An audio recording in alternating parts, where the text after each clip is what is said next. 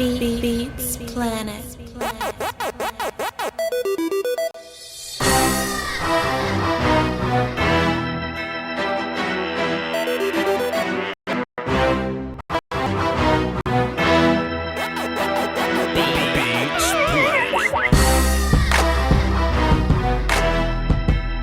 Yeah, buddy, we got one more hard day of work before I take a break on y'all asses. What's happening, man? What's good? Everything's everything. We dropped the mock draft this morning, evening. It was like noon or something. It was supposed to drop at 11. But I didn't like how it sounded last night. It just wasn't up to qualities. So I just kind of re-recorded it this morning, and it came out at noon Central Time. So I hope y'all got a chance to look at it. I hope you got a chance to formulate a thought or an opinion. Formulate a thought or an opinion. And I don't want to cover up a little Voch. We're going to go ahead and cover up a little Voch for the time being. We're going to let y'all get a good look at this draft, man. Let y'all do whatever y'all want to do with it. Take it off the screen, then we'll go from there. Now, if some of y'all have not seen this draft yet, that means your notifications are off, and that means you bugging. Let me hit up Twitter real fast and tell them we're reacting to my mock draft. That means you're bugging if your notification's not on and you haven't seen my mock draft video. It also means you're not in my Patreon, so you a couple steps behind. I could take one step behind, but how you gonna be a couple steps behind? That's bad business. Let's go. Talking mock draft. 1 point only. Y'all saw that wordplay I be doing. 1 point only on the YouTube live. Come through. Bam. Tweet. All right. So we do expect some more people to show up in here. Hey, man, so the mock draft is on the screen or whatever. So I kind of want to hear y'all thoughts. Y'all know the vibes in this reactionary time. I do one mock draft a year. I do one player ranking per year. So, for those of you that's been asking me the mock questions, this whole time, like the entire year, y'all been asking me the mock questions. Go ahead and get it off your chest right now. Go ahead and call into the show and let me hear your reactions. This wasn't very hard to do. It was harder to do my top 50 board than to do my mock draft. And most of my mock drafts make sense. I will say that most of my mock drafts make sense. I just hate to keep doing them because I changed my mind so much. I changed my mind so much. But hey, the current one that's up on the board, that's the one. That's it. I ain't changing no more. We just gonna run this one until it's time to look into the mock tomorrow. Until the actual draft next week. A few takeaways I got from it is CeeDee Lamb at 17. We just got to be aware of that. I think that's probably the most likely pick to happen. We just got to be aware of that. A gang of offensive tackles went, of course. A gang of wide receivers went. We knew that was going to happen. I don't think Xavier McKinney went in the first round. That's my vibes on that. I think I'm pretty set in my ways on that pick. I'm not gonna move around. 2 quarterbacks in the top 5. One kind of got down to the Patriots. 2 quarterbacks in the top 5. Herbert went 6, and then we got Love to the Patriots. So 4 receivers in the first round. That don't mean I was a fan of them. 3 edge guys, 4 or 5 edge guys, something like that. Zach Bond at the end, sure, 5 edge guys. Typical stuff y'all may think of in your own, mock draft world, I guess. Everything's been typical for the most part, except Chase Young ended up going to the Lions. Tua went number 2, and Cowboys got CeeDee Lamb. That's my most realistic pick. So everything else is pretty much what it's been. And the one thing that I can't account for, the one thing that I cannot account for is I don't know what team is going to do something stupid. I think in this draft, I did a pretty okay job of displaying everybody doing something relatively good, something that works for them. I think somebody in the draft is going to overdraft somebody at some spot. I didn't do it. I'm not going to overdraft somebody at some spot. Some of these people is underdrafted, in my opinion. But something's gonna happen, man. Somebody's gonna take one of these pass rushes way earlier than they supposed to. Somebody's gonna take a linebacker real early. Somebody's gonna do something to kind of shake this thing up because we need parity. We need parity in order for this draft to be entertaining. So we'll cross that road whenever we get there. So if you want to call into the show and tell me what you think about your pick, I'll give you a listen. I'll be fair. I'll try to be down the middle. I'll make an attempt. But hey. Let's see what y'all got, man. Let's see what y'all got. The number's on the screen if y'all want to call into the show. The number is 515-606-5187. When you call in, they're going to ask for an access code. That's 309104. All the numbers you need are on the screen and in the description. All right? Andrew Castillo says AJ at 16 is a reach, but as a Cowboy fan, I'm not complaining. Andrew, I want you to call in and tell me why you think AJ Epinesa at 16 is a reach. Is it a reach because the other mock drafters ain't doing it? Or is it a reach because you don't think he's a good player? Let me know what you think, Andrew Castillo. I would love for you to call in, but you haven't called in yet, so 9 times out of 10 you probably won't. But if you do call in, I want to hear your thoughts, sir. Why you think AJ Epinesa is a scrub and he don't deserve to go number 16 overall? Let's whoa, Joe, turn your house down. Hello? Oh, hello? What's happening, Joe? You hear me? I hear you, buddy.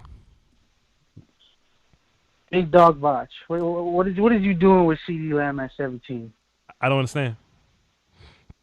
What is he doing? Like, I'm a Raider fan. Okay. And you know damn well the Raiders ain't gonna pass up on CD Lamb. I don't know that. Because I don't think CD Lamb's gonna be there when we pick. Okay, well that's your opinion. That's your. That's sure. Go ahead. Okay, go ahead. I respect your mock though. Not I mess with it heavy. You know what team last year really pushed this whole you never know what's going to happen thing? Last year I was watching the draft, the Oakland Raiders. I had no idea Cleveland Farrell was going to go 4th overall. I had no idea. I had no idea y'all was gonna draft a running back in the first round. There was no way y'all was gonna draft a running back in the first round. And you took a box safety. And you took a box safety in the first round, sir. There was talk about the Josh Jacobs, but I was expecting Cleveland to go where Josh Jacobs got drafted. Right. I was hoping to get Devin White. Right. But So you're saying that it's possible in the draft that things can happen that you don't anticipate, sir. You are saying that. This is true, yes. But so why is it so weird that CeeDee Lamb can go 17?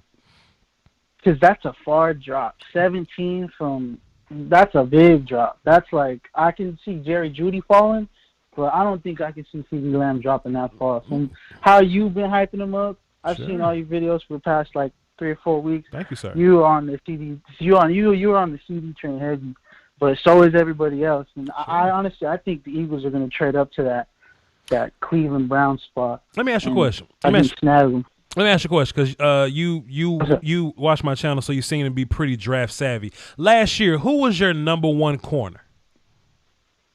Number 1 corner last year? Yes. I'm not. It was either Byron Murphy or Greedy Williams. Which one of those guys was your number 1 corner? I like Greedy. I like Greedy a lot, but the only thing I didn't like about him was he was kind of scrawny to me, and I don't really like scrawny. So how the hell did your number 1 corner that you like a lot end up in the 2nd round? How did that happen? I mean, the same way DK Metcalf was supposedly a first round draft pick, dropped to the 2nd. I totally agree. Cody Ford was in the 2nd round. I totally agree. What else? So why can't CeeDee Lamb go 17? Because I don't think all right. So for Greedy Williams, he wasn't the same caliber of cornerback as CeeDee Lamb is the caliber of wide receiver. You know what I mean? Greedy Williams is fantastic, but I'm listening up. Like I was a major Jalen Reagor fan, but I kind of fell off that tip because I honestly agree with you. I don't think Justin Jefferson's like I don't. Like, because your wide receiver thing was crazy, but no. I respect it because it makes sense. It makes 100% sense. Okay. People want to say that, Especially dude yesterday, he was wilding about Right. fucking Henry Ruggs. My fault for cussing. No, go ahead. Yeah. About Henry Ruggs. Right. Saying that he only played slot when he played more outside than what's his face did, Jerry Jeudy. Absolutely. But yeah, I mean, Yeah. no, but I respect the picks you got us though. Yeah, man. I just wanted to see where you was coming from. How about this? If you're a Raiders fan and let's say a guy like Derrick Brown and CeeDee Lamb is on the board, you taking CeeDee Lamb over Derrick Brown still? I just asked. I just asked a question. I think there's I think it's a pretty. I wouldn't say it's deep in D tackle, but it's fair in D tackle this draft. Because I'm kind of high on Rashad Lawrence, the kid from LSU. I think he can come in and play 3 tech next to Mo Hurst, even though Mo Hurst kind of plays 3 tech as well, you know. Right. But I'd rather have a pass rusher as a defensive lineman, like a run stuffer. But you also need a run stuffer. But I would pick CD because we have a big hole in wide receiver. To answer your question, the Raiders will 100% take Derrick Brown over Lamb. That's just, but. You think so? Yeah, probably so. I wouldn't be mad, but I'd be hurt. I'd be hurt. Yeah. Right. One question. Can I ask you one more quick question before I go? Yes, sir. Are you? I know you're like a big hip hop fan, right? Absolutely, indubitably. Yeah, indubitably. Did you see the DJ Premier versus RZA IG live battle? Yes, sir. Who do you think won? I think Premier was supposed to smoke him, but RZA ended up beating him closely. I think if Premier would have played his bangers on time, I think he would have won. But he played his best music after the fight was over, after the 20th song. So yeah, it was like the overtime. Right. Yeah, I had RZA, but I'm a big Wu fan. So Premier, I love DJ Premier. Premier should have hit him with Jay-Z amongst Jay-Z, and he probably would have been a little better off there. But appreciate. Yeah, no doubt. That's what it called. That's what it called. Let me tell y'all something, man. Y'all ain't finna get on my show and get me off this CD at 17 train. I need more. What my man Mystic Max say, Conor McGregor say, you gonna need some attributes to get on this phone and talk to me? You need some attributes, player. I'm listening though. What Darius, turn your house down. What's going on over there? Hello? Yeah, man, sound like you parachuting right now. You living your best life. Bad. Sound like you jumped out of a helicopter, dog. You good? Yeah, I'm straight, G. All right, my guy. What you got for the show, player? Hey man, I don't know what your homeboy talking about. He tripping though. Talking about Derrick Brown. Yeah. He would absolutely take Derrick Brown. Yeah. Over CeeDee Lamb. Yeah. He must not have seen Derrick Brown play. Sure. It's a value thing. Does everything. Yeah. Then it's also a value thing. You would take Derrick Brown because there's less Derrick Browns than there are CDs in this class. So yeah, you would absolutely take Derrick Brown. Like if I was a Cowboys fan and Brown was on the board at the Cowboys pick and CD was there, I would take CeeDee Lamb. Go ahead though, D. What you got for the show? Go ahead, tell us what you was about to say. Go ahead. No problem, man. Hey, I was just gonna tell you, bro. I went back and looked at that Geechee Gotti battle. Okay. Or just that round you was talking about. Which one? And there was something that he said that slipped by me. Which one? Twerk? The line when he said, yeah, guess twerk. Okay, what'd he say? The line he said with what did he say? Oh man. So you watched it. He said the blood. He said blood under the hood, like I'm looking for the soul stone. And he was talking about the red hood. Right. I was like, bro, I didn't even catch that the first time. Yeah, that was light though. Oh man, that was light though. But yeah. It was light compared to the bars he had. Like it was subtle. Yeah. But it was light compared to that seatbelt bar. Yeah, of course. Yeah, indubitably. But it was just so much. Yeah, go ahead. No. I'm listening to you. Go ahead. No, I said, but yeah, I look back at that. I was like, man, Geechee Gotti He's not my favorite battle rapper, but Uh-huh. he climbing in my top 5. I will say that. I got you. I Listen, would definitely say that. but Pete, this out though. What you got? What you got on this mock draft though? Oh, the mock draft. Mm-hmm. Why did as far as like for Minnesota, man, these corners. And I think did you say you hated DBs anyway? I'm not But, I'm not a fan of them, but I can appreciate when they're good, sir. But I'm not the biggest fan of them.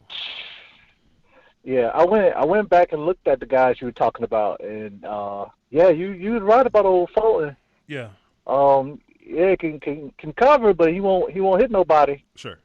And that's one thing with Minnesota. They like, at least with Xavier Rhodes, as crappy as he was about covering his last 2 years, he could at least hit. Indubitably. Or try to. He ain't scared to tackle you. Right.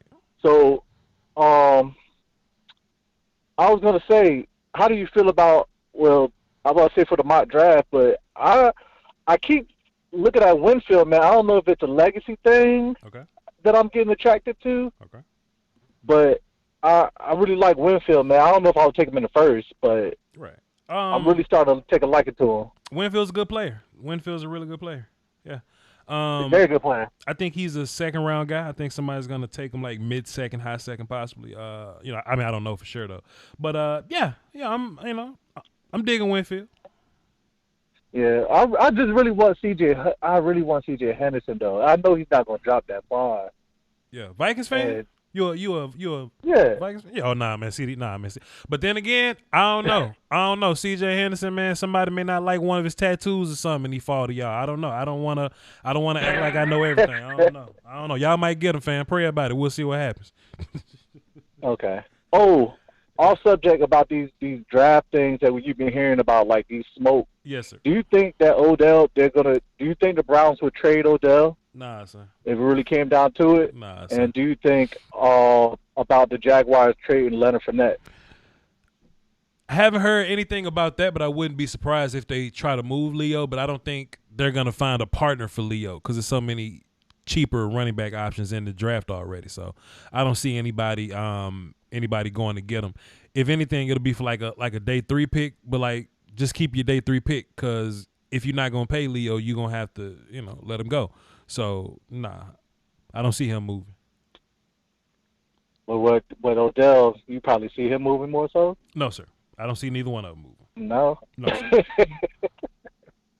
Oh no, I was really hoping that rumor was real, but I guess that's not gonna be the move. But yeah, man, that was all I got. I wanted to pick the brain about that Get You Got It thing, man.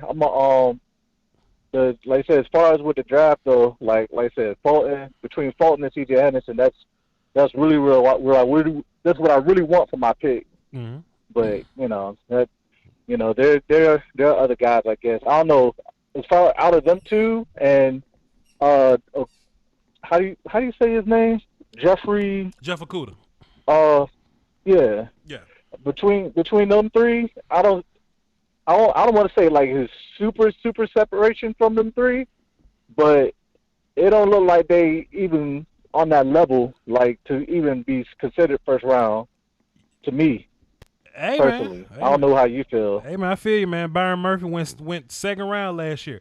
After all this draft stuff is over, I'm going to open up my second channel. I'll probably talk a lot more battle rap over there. So stay tuned there for that, though. Appreciate it, D. Oh, yeah, I will. Thank you, man. Appreciate you. Yeah. Salute. Let's get some more calls up in here. This caller not a platinum caller, but they call real early. I want to hear what's going on right here. I want to see what's going on because I like early. 512, what's happening? Who this? Hey, what's up? I'm Davis. What's up? What's up, Davis? What's good, man? What you got for the show? First off, I want to say congrats on 50K. I've been watching you for a year or two now. I appreciate all your draft content. Hey, helping me understand a lot. Appreciate it. But just want to let you know, so I actually go to University of Oklahoma, so I got to see that boy CD live for the past 2 years. Okay. And, was it magical? God, let me tell you. Was it magical? Let me tell you, man. Damn.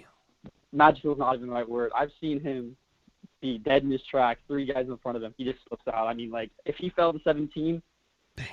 I don't know what I'd do. But I just had a couple questions. I want to know. Yes, sir. Obviously, I love him at 17, but if you had an opportunity to go get maybe like Jamal Adams, No, sir. I know you don't like trading picks necessarily. Okay. But given like that he might be leaving, or would you be willing to, or would you rather have CD and like under contract for a while and like give Dak receivers? So what are your thoughts on that? So I try to think of this as a GM, right? If I see the Jets say I'm not gonna pay Jamal Adams, and he's not getting paid, and he's got 1 year on his contract, and he's talking about holding out, and he ain't going to off-season programs, why would I give them my first-round pick for that? I think something that the Cowboy fan base needs is they need some perspective. I think they're thinking of what Jerry Jones would do, or they're thinking from a fan's perspective. They should sit in their GM seat for a while and think if they were negotiating, what would they do? If the Jets called you and say, yo, Davis, peep this out, man. Jamal Adams is going to be a free agent next year. He says he likes Dallas. He wants to be in Dallas. And we're going to let him go next year. But will you give us a first-round pick this year? Would you do it? Well, I mean, doesn't he have 2 years left on his contract? Whatever.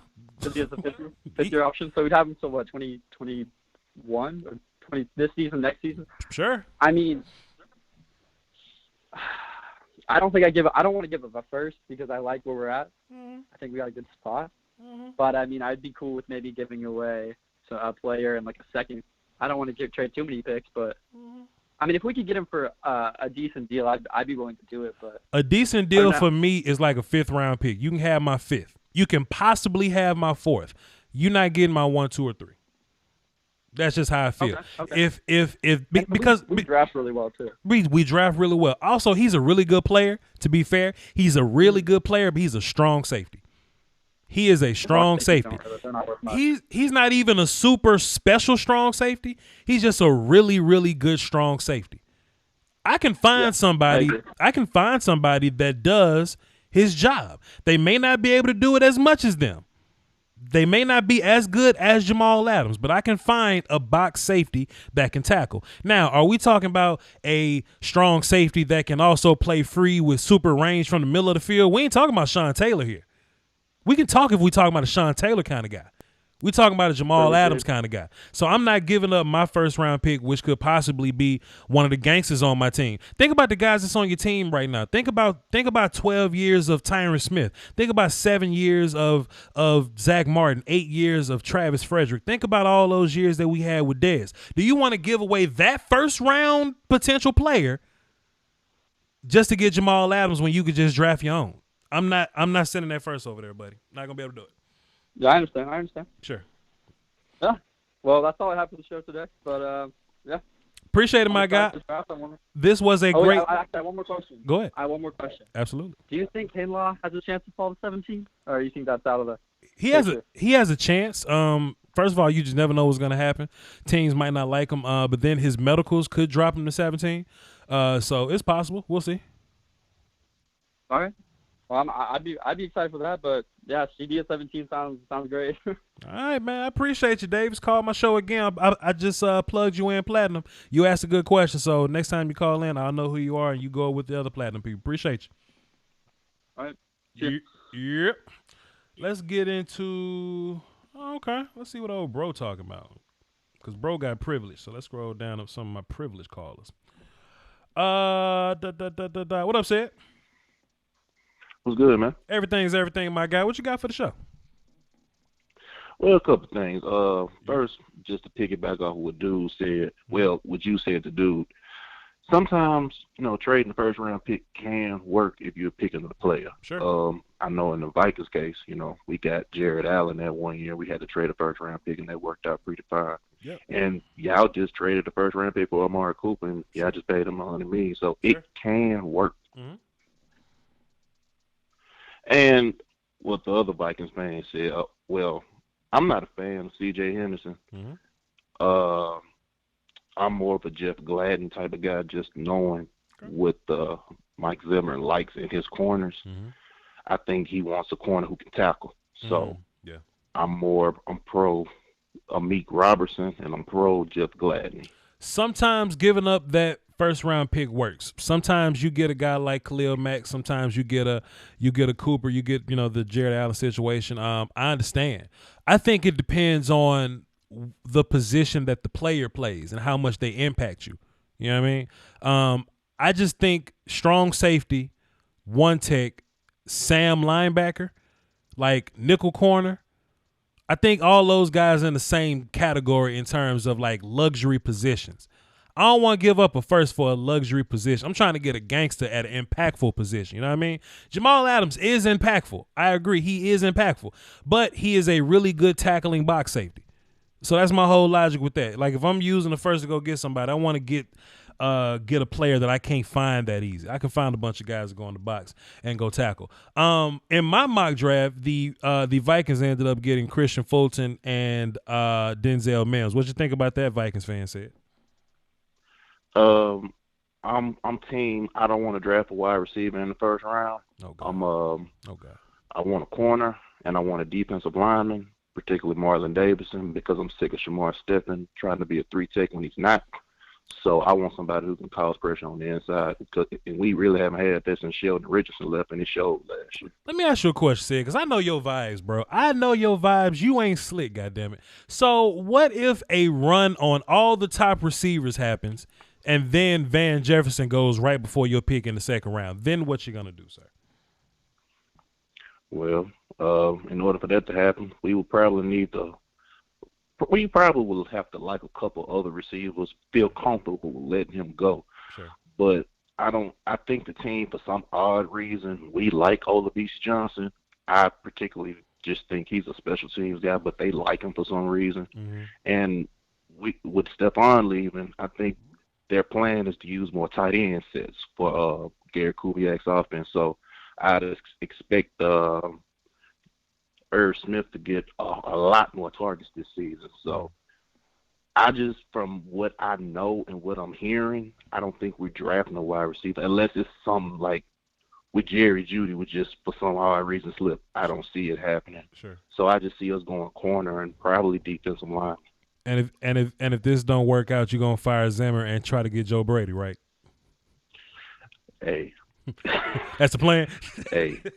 That's the goddamn plan, but man, Joe Brady. Man, Joe Brady, if he goes on this tour of 1 year, like tryouts and auditions, like he do 1 year at LSU, tear it up. If he like coordinates 1 year at Carolina or whatever, then goes out to be a head coach somewhere, that's a hell of a tour of 1 year trials, man.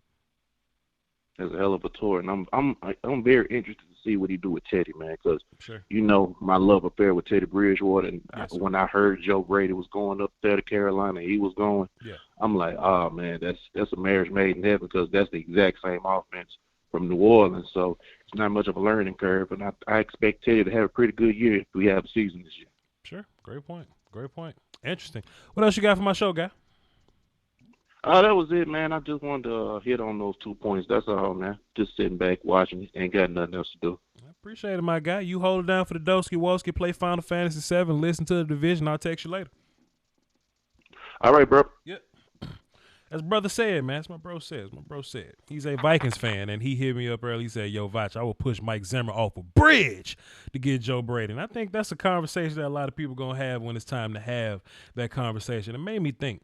Dre the Gray says Voch should be the GM for all 32 teams. They're going to have to pay me, player. Boy, I make the league so good and even. Everybody going to be 8-8 because everybody going to be good. Everybody going to be good. If I'm drafting, oh, boy. Let's keep going. I want y'all to call in and react to my mock draft. Tell me if you hated. Tell me what part of it you loved. Call into the show 515-606-5187. Access code 309-104. G from Miami. What's up, man? What's going on, Voch? What's up with you? Everything good, my guy. Wake up, man. What's wrong with you? What you got for the show? No, man. I'm just reacting on your mock draft. Yes. I got to say, like, honestly, I respect your vision. I respect where you're coming from and whatnot. And this would be like the perfect mock draft if this year just wasn't the year. But I have to disagree with that top pick. Okay. Like, I love your mock draft. Don't get me wrong now. Isaiah Simmons, Judy, and Josh Jones. That's a hell of a damn good mock draft. I just made the Dolphins cold with my damn mock draft. No, it is. But go ahead, sir. When I seen it, I was like, man, like, bro, if this was last year, or like, you know, if we wanted sunshine next year, like this would be a perfect first round. But I just can't see it. I think the Dolphins are pretty much enamored with the possibility of getting a quarterback, especially on that 5th slot. If anything, they'll trade up. I don't know what you're thinking about when you put Tua with Washington.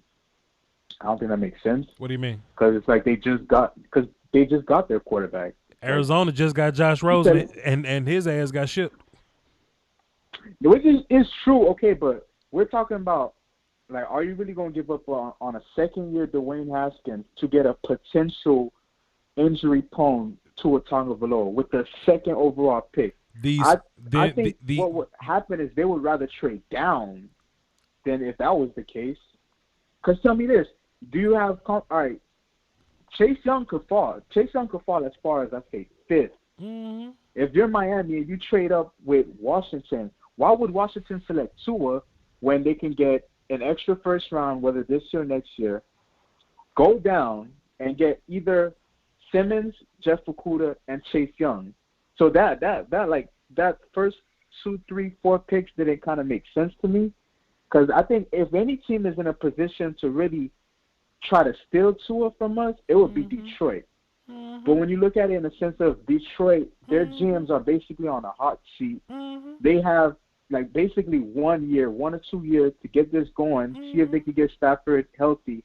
I don't think Detroit is willing to bet on a Tua Tagovailoa or a Justin Herbert. Right. I think one of those two is going to fall to Miami. Right. It's either that or we be aggressive and straight up. Right. But aside from that first selection, I love the Judy pick at 18. Right. You know, Judy's my guy. Right. I don't see him falling that far. I don't know if he'll fall past the Jets or the Raiders.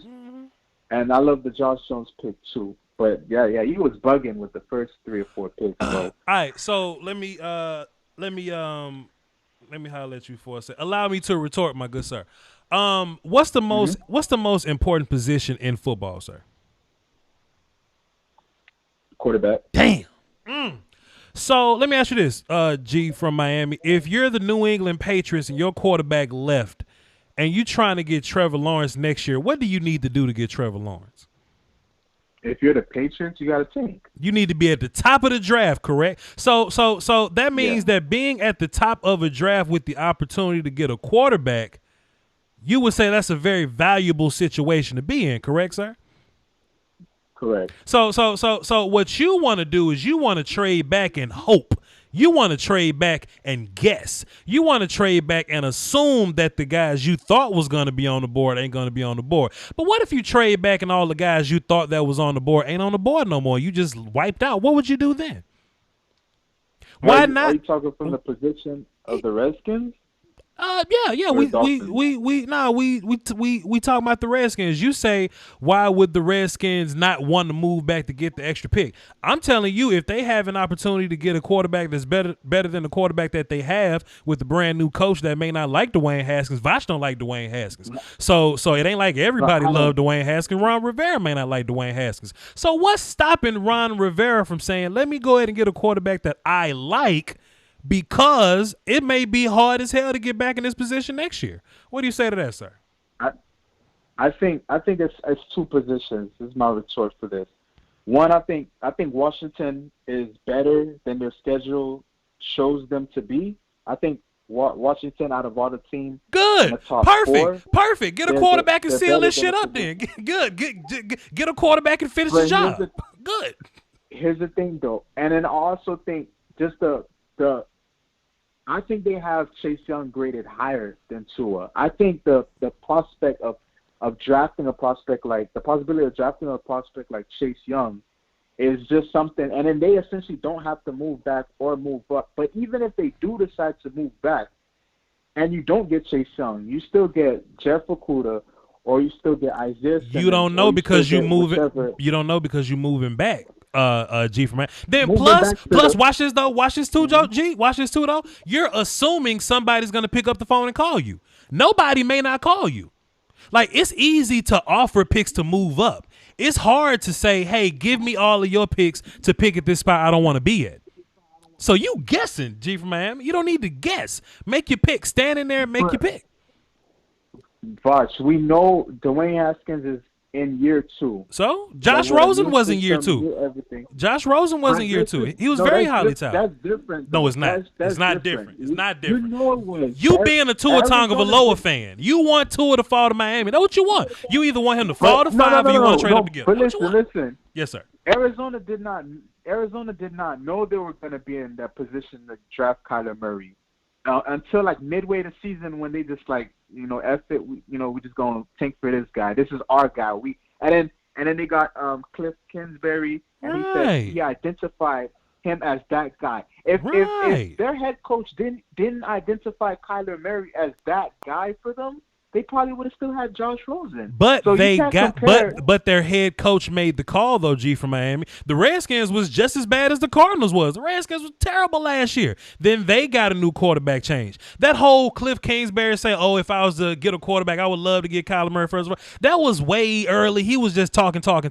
But when it came down to it, they asked, "Hey, Cliff, you run the offense, you run the show. Do you want Josh Rosen as your quarterback? We just drafted him last year." And Cliff said, "Hell nah. What makes you think it's impossible for a new administration to come in and say, I watched Dwayne Haskins last year and I didn't see it. I want to give a shot at this Tua Tagovailoa dude." What make you think that won't happen, G? So tell me this. Let's say you're Washington GM, right? Like you was talking with the Cowboys fan. Put yourself in the GM position. If the Dolphins call you up right now and offer 3 first round, one the 5th, the 26th, and a first round pick next year, are you going to go ahead and entertain that offer? Because out of everyone, and that's what I'm trying to let you know, out of everyone that can make a 100% absolute positive pick on Tua without another team either jumping them or another team selecting him is the Dolphins, because we have the most ammunition. If you trade 3 first round picks to move 3 spots, you a sucker and you deserve to lose your picks. That's real. That's real life. If you got 3 first round picks and you want to give them all to Washington just to go up 3 spots, you deserve it. You deserve to lose them picks. Not if they feel like Tua's the guy. Not if you they deserve feel like Tua's the guy. If deserve Tua's medicals come back, and I know a lot of people were saying that with the Dolphins and Joe Burrow, but my whole thing is if a healthy Tua is just as good, if not a better prospect than Joe Burrow. Then why would the Redskins leave? If Tua Tagovailoa is amazing and his hip is okay, why would the Redskins leave? But you're assuming. Okay, you assuming. Why wouldn't the Redskins get a healthy Justin Herbert? Why wouldn't they get a healthy Justin Herbert if that's the case? Because Tua is better than Justin Herbert. Because Tua is better than Justin Herbert. And you just told me magically Tua's hip is okay. If magically Tua's hip is okay, then I got a gangster quarterback. I'm gonna keep him. That's it. So you're telling me this? You'll take the risk on drafting a potential injury-prone Tua. You just said his hip was perfect. You just said his hip was perfect. Let's just say the medicals come back good, right? But it's still a risk to draft them. You would rather take that over Herbert? Nah, Voch, that's some bull. You just said the hip was perfect. So why would I trade away from that? Voch, you know why you did this, bro. You got the reaction of the Dolphins fans, bro. You got that reaction from us, but I don't clickbait. It happening at all. I don't clickbait. On my mama, I don't clickbait. I think clickbait's corny. I ain't never clickbaited in my life. It's real life. I believe in building the house, G from Miami. I know you love Tua Tagovailoa. I'm a huge fan of Tua Tagovailoa. But if I'm Miami, I'm not giving up multiple picks to go get Tua. I got 14 picks. I got 14 picks. Listen, I got 14 picks. I don't consider that trade ammo. I consider that build my damn house and go get a quarterback elsewhere. If my team is fantastic. I love your draft. Okay. I love your draft. I love your mock draft. Like I said, if this year wasn't the year to get a quarterback, I would run with your mock draft and submit it. But I think this year is the year, because we're not, realistically speaking, we're not going to get sunshine next year. We're not going to be that bad next year. I know a lot of people, they think that the Dolphins have been a joke these last 2 years, but I think this year we finally got a coach that, could coach a sorry-ass team, and then we ended up improving it over the free agency. So we're not going to tank for Justice. We're not going to tank for Trevor Lawrence. And even though we have the ammo to go get Trevor Lawrence next year, to go get Sunshine, no team that has that top pick is going to go ahead and trade away a once-in-a-decade generational quarterback in Trevor Lawrence. Like, so why would they trade Tua then, G? Why would they trade away from Tua then? If you a head coach and you got the pick and you love Tua and you may not be a fan of Haskins, why not take him? Why not take him? The doctor says him cool. That's a huge, because we don't even know if the Redskins don't even like Haskins. We don't. But I'm saying, but I'm drafting as Voch though. I'm drafting as Voch, and if I'm drafting as Voch, I don't like Dwayne Haskins. I saw a lot of shit I don't like, and hey, look, Ron Rivera may see the same shit. I'm not a fan. Are you a fan of Haskins? Are you a fan of Haskins? No, I wasn't. So three of three people are not a fan of Haskins. Watch this. Time out. Chat box, tell me real fast. Are you a fan of Haskins? I just want to get a poll real quick. Chat box, tell me, would you move forward year two with Dwayne Haskins? Go ahead, sir. I like them coming out of college, but after that first year, I think like he really needed to develop. He wasn't like supposed to be put out there on a spotlight, but that's what I'm saying. And then you get Tua Tagovailoa. You're talking about 10, two quarterbacks 11, you're basically going to have 12, to develop 13, all over 14, again, unless you believe Tua is that good 15, 16, to where you could just 17, roll him out the first year, because let's be real, he's going to be said. And tell me this. 20, they said, let's say hypothetically they do draft Tua, right? 23. And Haskins goes out there and ball year 2. 25. Now what you got? Like, you got a quarterback in Haskins, and you got a quarterback in Tua. What dice you going to roll now? Because I shoot dice in the bathroom, so I do this all the time. But sure, go ahead. I'm listening to you. Go ahead. No, I said as opposed to getting, in my opinion, a once in every 5 year or once every 7 year defensive end and Chase Young, that's going to automatically make your defense a better team. Like we know Ron Rivera was when at his time with Carolina. Chase Young basically got to the Super. Chase Young is not a once in a 5 year talent, because there was a Bosa last year, there was a Bosa before that, there was a Myles Garrett before that, there was a Chubb before that. You can find you some pass rushers, my guy. And guess what? He played in the same team with all of them and still racked up more sacks than all of them in OSU in terms of career. But in my opinion, he's not better.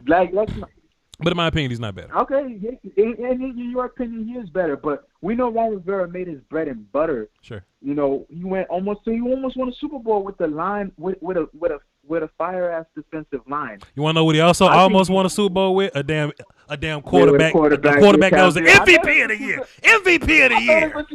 Come on. I know that's what you was gonna say. G from Miami. Let me ask you this though.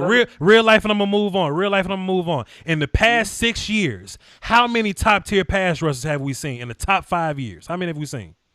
I mean, in the past 5 years, how many top tier pass rushers have we seen in the draft? In the top 5. I mean, in top 5. Shit. Pardon me. You got me a little ruffled. In the past 5 years, how many top tier pass rushers have we seen? Let me see. Joey, Nick, Myles Garrett. Sure. Plenty. Chubb. Plenty. Keep going. Chase. Bradley Chubb. Okay. Plenty. Keep going. Okay, that's 4. That's all I got. Bosa 1, Bosa 2. I just named you 6 people. Myles Garrett and Chubb. I named you like 6 people. Anyway, how many quarterbacks in the last 5 years do you really feel really, really good about? Kyler Murray is one of them. Who else? Lamar Jackson's 2. Who else? Lamar. Who else? 2. What am I tripping? Pat Mahomes and Deshaun Watson. I don't even feel that way about Deshaun Watson like that. I don't even feel that way. Deshaun Watson ain't like Pat Mahomes. Anyway, my point is, you can find pass rushers, dog. You can find pass rushers. Max Crosby was in the 3rd. You can find pass rushers. If you ain't got quarterbacks, good luck to you. Get your quarterback. That's a gamble, bro. That's the honest gamble. If this was Tua healthy, then I believe it would be that Robert Griffin III, Andrew Luck situation. The doctor said Tua healthy. Both quarterbacks go back to back. But the doctor said Tua healthy. Okay. But you know what though? You talking all this if and what if though? What if you get Dwayne Haskins back and he's just as bad this year as he was last year? Now what? I think you tank for Sunshine. I think it's logical to tank for Sunshine or Justin Fields. There's two perennial passing quarterbacks that's coming out next year. I think you're forgetting that. Like the Dolphins, we need a quarterback this year. You want Tua? Shit hits the fan.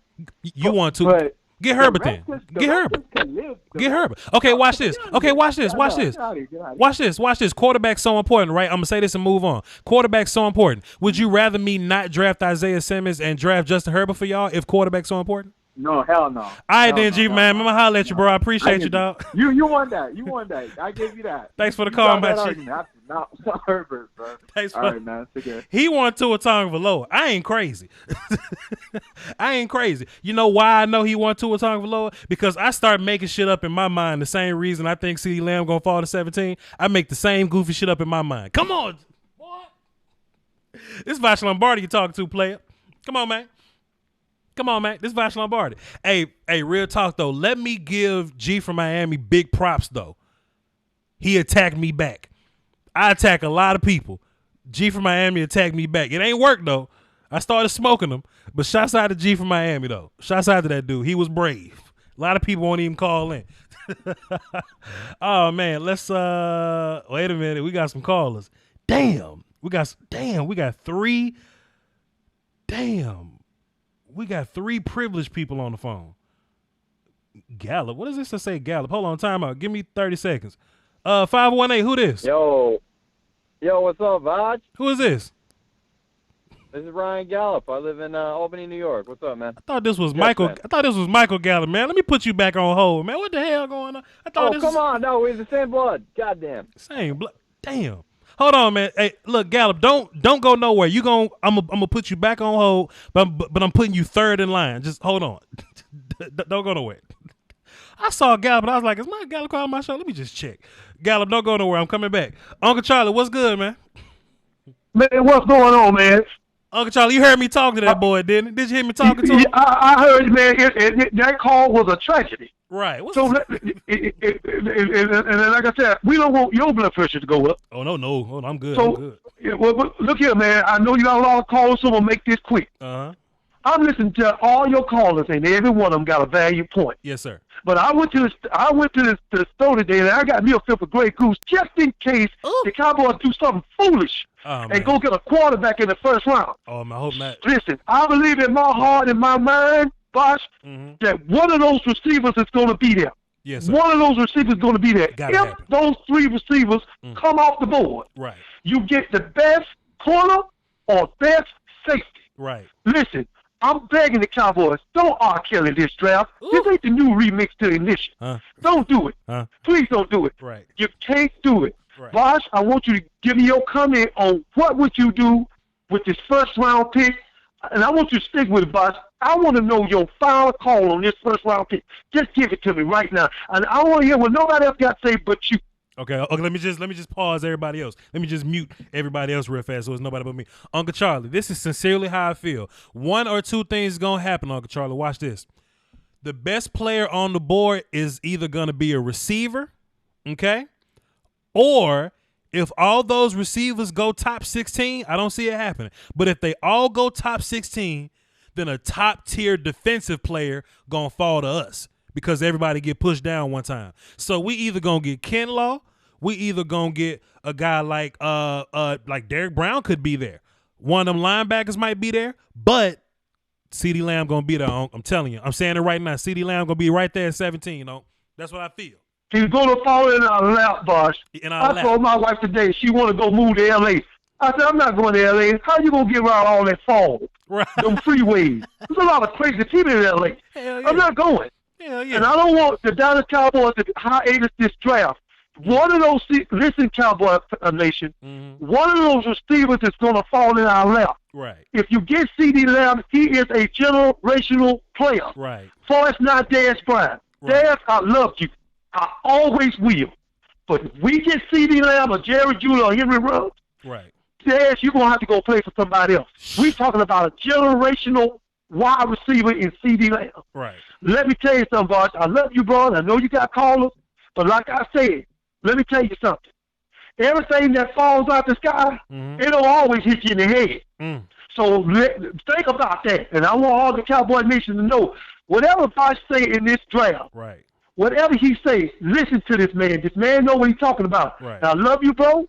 And I'll be back with you on Monday. That's what I'm talking about. See, that's what see, Uncle Child. See, that's why you skipped the line, Uncle Child. That's why I get you up first, Yes, Uncle sir. Child. Talk to you Monday, man. Yes, sir. Yes, sir. Yes, sir. Oh boy, that's what I'm talking about, man. Uncle Charlie top tier. Uncle Charlie top tier. Shout out to Unc, man. 100 grand. You hear what he's saying, though? Shout out to Unc. You hear what he's saying? Yeah, 100%, man. Well, I agree with him. Yeah. If one of them receivers fall to us and we don't get him, Yeah. oh, that pick better be. Listen, I'll be pissed off. It better be exceptional. This is an opportunity. Exactly. This is an opportunity for our offense to be. Yeah. What? Yeah. You got 3 wide receivers. You can't double team all 3 of them now. And if you try to, you got Zeke coming out that back, and Mike McCarthy might play Zeke and Tony Pollard at the same. Oh my God, man, man, you better talk to him, 100 grand. You better talk to him. You better talk to him. Come on. That's enough now. That's enough.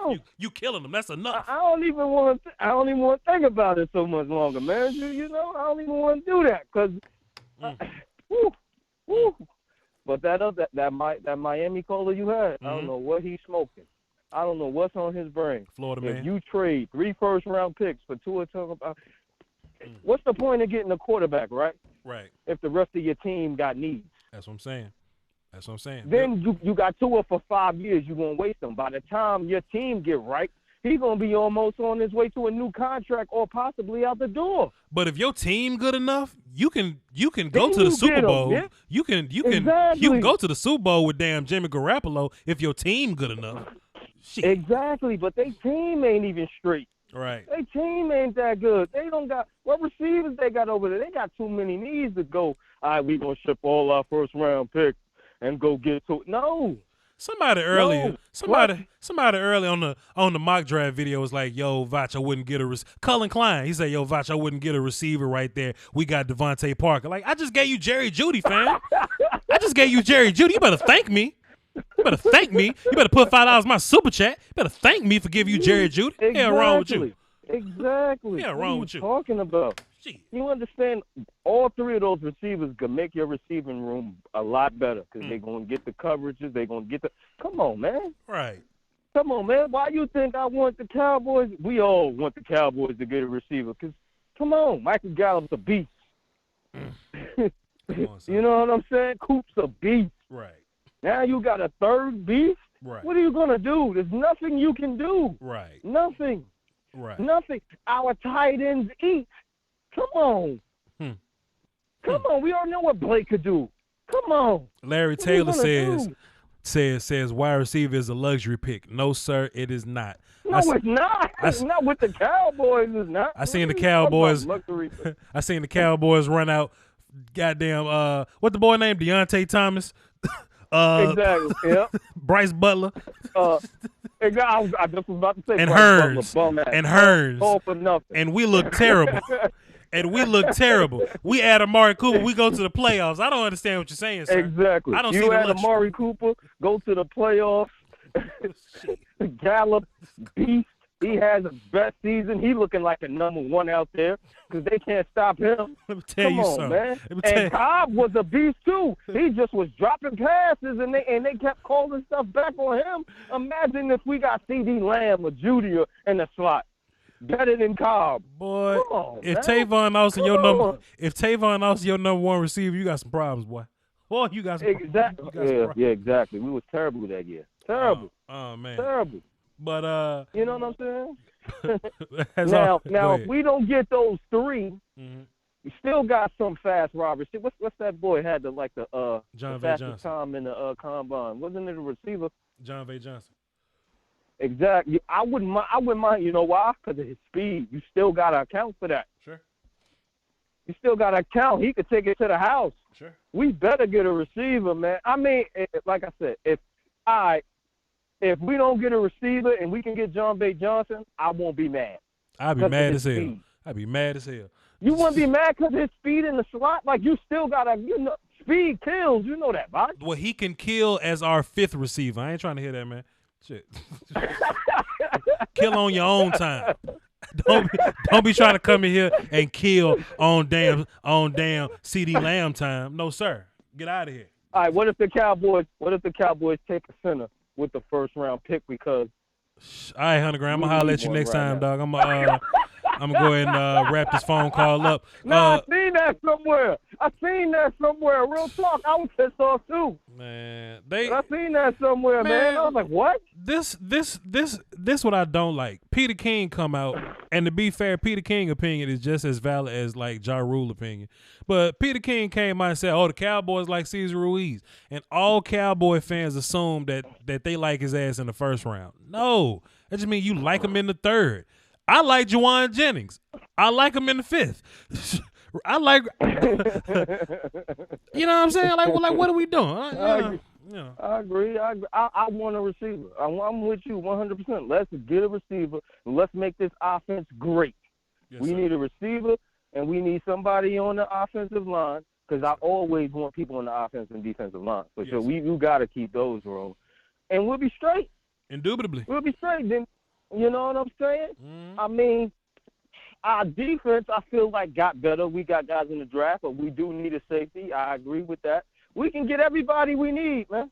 We can get everybody we need. But if our offense is still top number 1, number 2 in the league, people got to score on us. You got to understand your defense, your offense dictates what your defense is going to do. Sure. Because if they got to pass the ball game because your offense putting up 30 points a game, that makes your defense a whole lot easier. We just got to concentrate on the pass. We ain't got to worry about no running or none.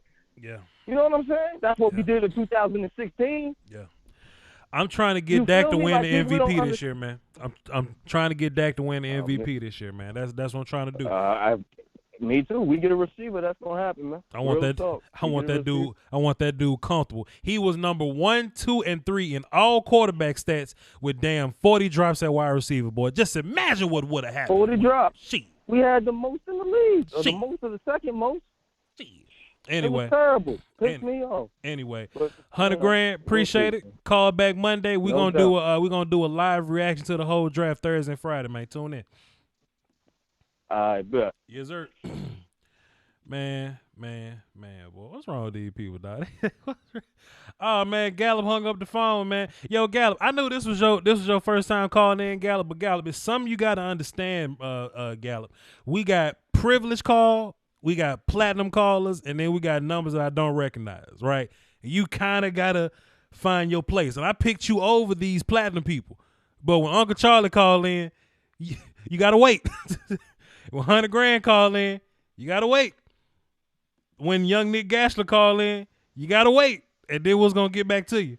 So, my bad. But Nick Gashler, what's up? What's going on, Voch? How are you? Everything's everything. Nice. Hey man, look, I'm just up here fussing with people sweating. I gotta change shirts because I'm up here screaming in my microphone because people want to argue with me. G from Miami want to argue with me, but it's all good though. What you got for the show, brother? So like I woke up and I saw the video premiere, so I went and watched it, and I was expecting it to be like what will happen rather than what would happen. But I think that's the thing that people are forgetting. It's a what Voch would do, not what is going to happen. It's a what Voch would do. Absolutely. And I think that's the G from Miami is forgetting about when he talks about Tua getting picked by the Redskins. Sure. Now personally on the Tua thing, I get the selection going to the Redskins at number 2, but if I'm the Redskins and I got somebody like Chase Young sitting there, I'm going to take him, and I'm going to roll with Dwayne Haskins and the other gang of quarterbacks Washington has, tank, and then get Trevor Lawrence and Justin Fields next year. That's just me personally. Sure. Because I'm not big on drafting quarterbacks, giving them a year, and then going back around unless it's your guy like Tyler. And I don't know at this point if Tua is your guy because there's so much injury stuff going on about him. If he's 100% healthy, he's my guy. But I just don't know about that at this point. So I would rather take Chase Young and then tank next year to get either Trevor or Justin Fields if Dwayne Haskins doesn't work out. Chatbox, let me ask y'all an honest question because, like, I think I have the answer, and I think I don't want this to sound snarky or evil, but I just want to know the vibes. Nick Gash, I'm asking you too. What's better, Tua for 13 games or Haskins for 17? How many more games? Like, who wins more games? Tua in 13 or Haskins in 16, pardon me. Who wins more games out of that? Nick, answer that question for me. Who wins more? Damn. I ain't want to say it, but I think Tua in 13 games. I think Tua wins in 13 more than Haskins in 16. But that's just my thought. Go ahead, though. Go ahead, Nick. Let me ask you this: Yes. Tua for 13 games, or Trevor or Justin for 16 games? That's assuming you can get Trevor or Justin. Are you going to be the only team tanking next year because Jacksonville going to be terrible? I think the Patriots going to end up trying to get in that top few picks or so too. And what I don't want to do, Nick, down in Mississippi, man, we got something we say, man. A bird in the hand is better than two in the bush. You know what I mean? So I just don't want to be retrying this all over again, trying to tank for Tua, but I mess around. Like the Dolphins were supposed to be tanking for Tua, but they ended up winning games and they ended up at 5th. You know what I mean? Right. So I think it's hard to tank in the league, man. I agree because you watch the other year. I remember when Stuck for Sam was the big thing for Sam Darnold. And the Jets were going to get the first pick and draft Sam Darnold. They ended up with the 6th pick and had to trade up. I don't think that – personally, I think the Dolphins are going to should stay put because either way, whatever happens up above you, you're going to get a chance if you're the Dolphins to get Justin Herbert or Tua Tagovailoa. So your quarterback situation – and that, while I don't really love Justin, if he's on the board, I'm going to take somebody else and then do the build the house thing. Yeah. But that's not what Miami's going to do just straight up. But if – you're either going to have the choice over Tua or Justin. So I wouldn't trade up at all. I'd let the Chargers do their little thing, take whoever they want to do, let Washington do their little thing, take whoever they want to take. Yeah. There's going to be a quarterback coming to me at 5, and I'm going to be – and if it's Tua, great. If it's Justin, I'd probably draft somebody else because I not hate, but I don't love Justin Herbert as a prospect yet. So it's a lot. I think the wide receiver run in the early teens or whatever is going to be interesting. If the Broncos get Henry Ruggs, I'm good, man. Nick, let me ask you this. What year were you born? 2003. Okay, so you was barely outside, so you was like 3 when this happened. But in the Reggie Bush draft, when he was coming out, in week 17 of the season, they had this thing called the Bush Bowl, and that's when he was supposed to be the number 1 overall pick, and the Texans were playing the Saints that week. And the common knowledge was they were saying, hey, whoever loses this game is going to get the first overall pick, and they're going to draft Reggie Bush because they were drafting 1 and 2 that year.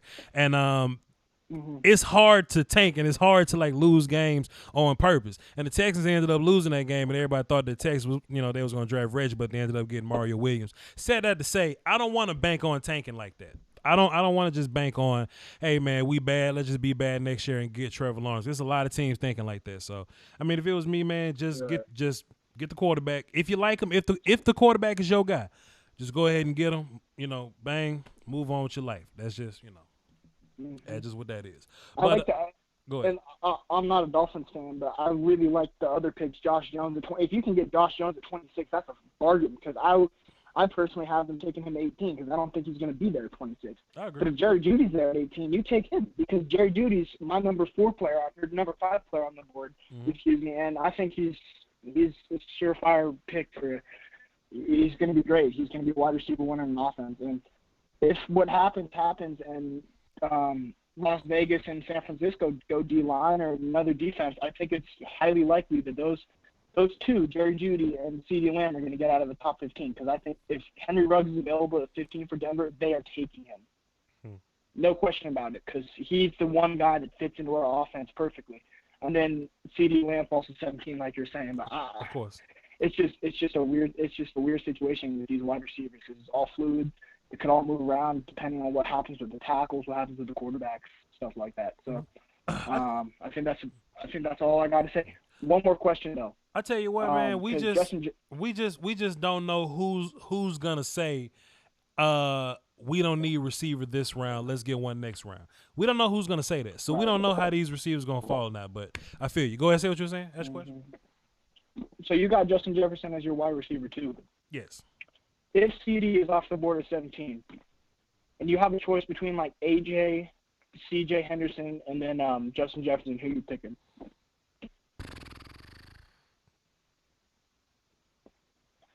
I'll take AJ Epinesa.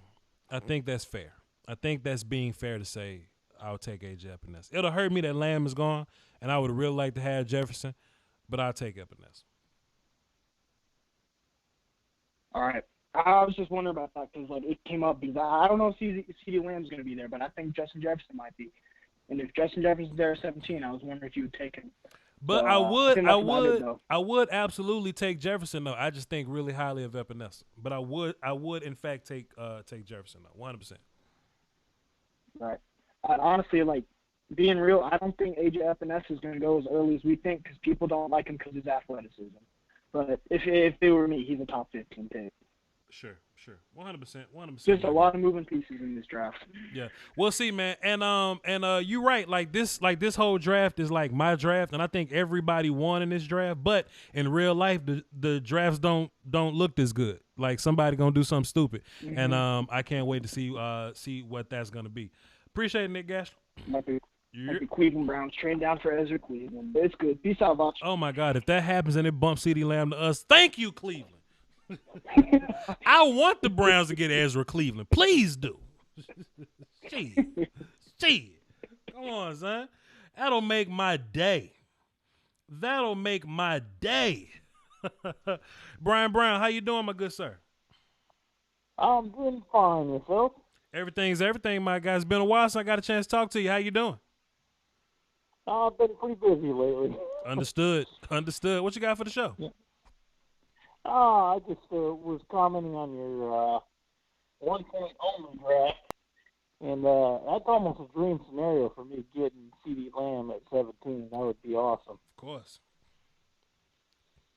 Because we do need, I know it's not listed as a high need for us, but it is.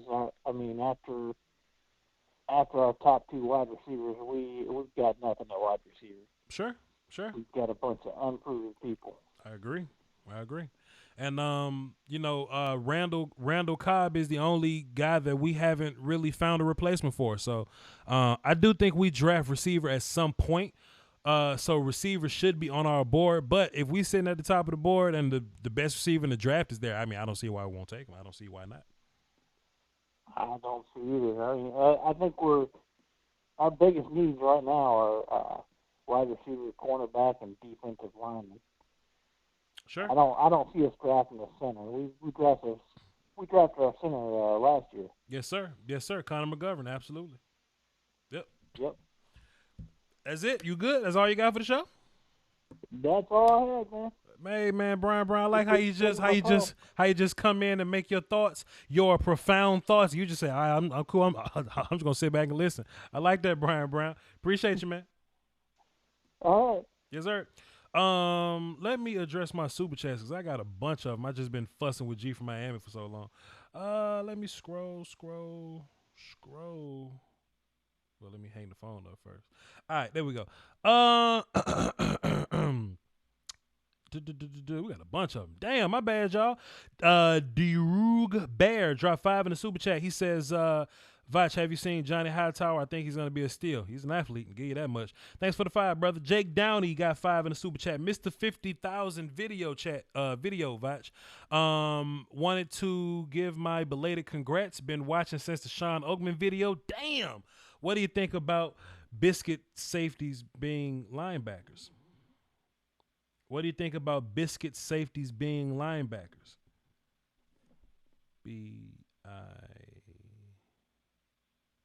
That might be bigger, so I'm assuming you meant bigger safeties being linebackers. Sure. People want their safeties. Pardon me. They want their linebackers to cover a bit more.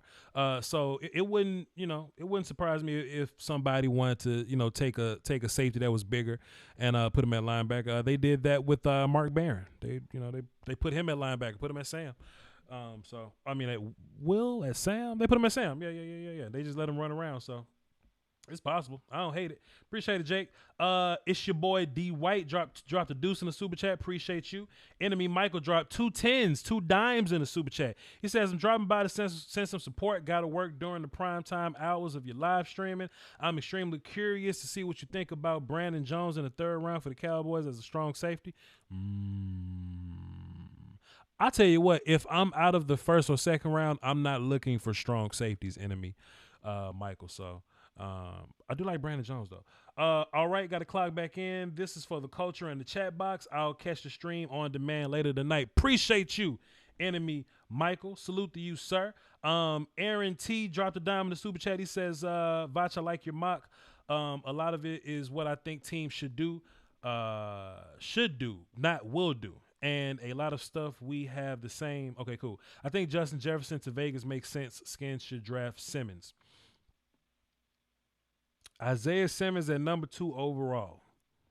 Boy, that's rough. Boy, that'll be rough. That'll be interesting. I like parody, though. I like parody and I like anarchy, so we'll see. Nick G2K1 dropped a deuce in the super chat. He says, salute for Smoking G from Miami. Appreciate you. Appreciate you, Nick G, and Coach Evans dropping 5 in the super chat. Says shameless plug. He actually texted me and I read it. He texted me and I read it and I saw it. He says, if you're finished before 8, tell the people to come over to my channel to watch my goofy ass mock draft. So, we probably gonna be finished before 8. Go over to Coach Evans' channel to watch his goofy ass mock draft. That's on a Sip to Tally Films. He's in the chat box. You can click his name and he'll just pop up on there. Run over to his channel and watch his goofy ass mock when we're done with this one here. And hopefully we can find something to hate on. We can find a good little piece of his mock draft to give him a hard time about. All right, because he watched mine and gave me a hard time about Zach Bond yesterday. It was in good fun, but he did give me a hard time about this draft that I thought was perfect. But you know how that go.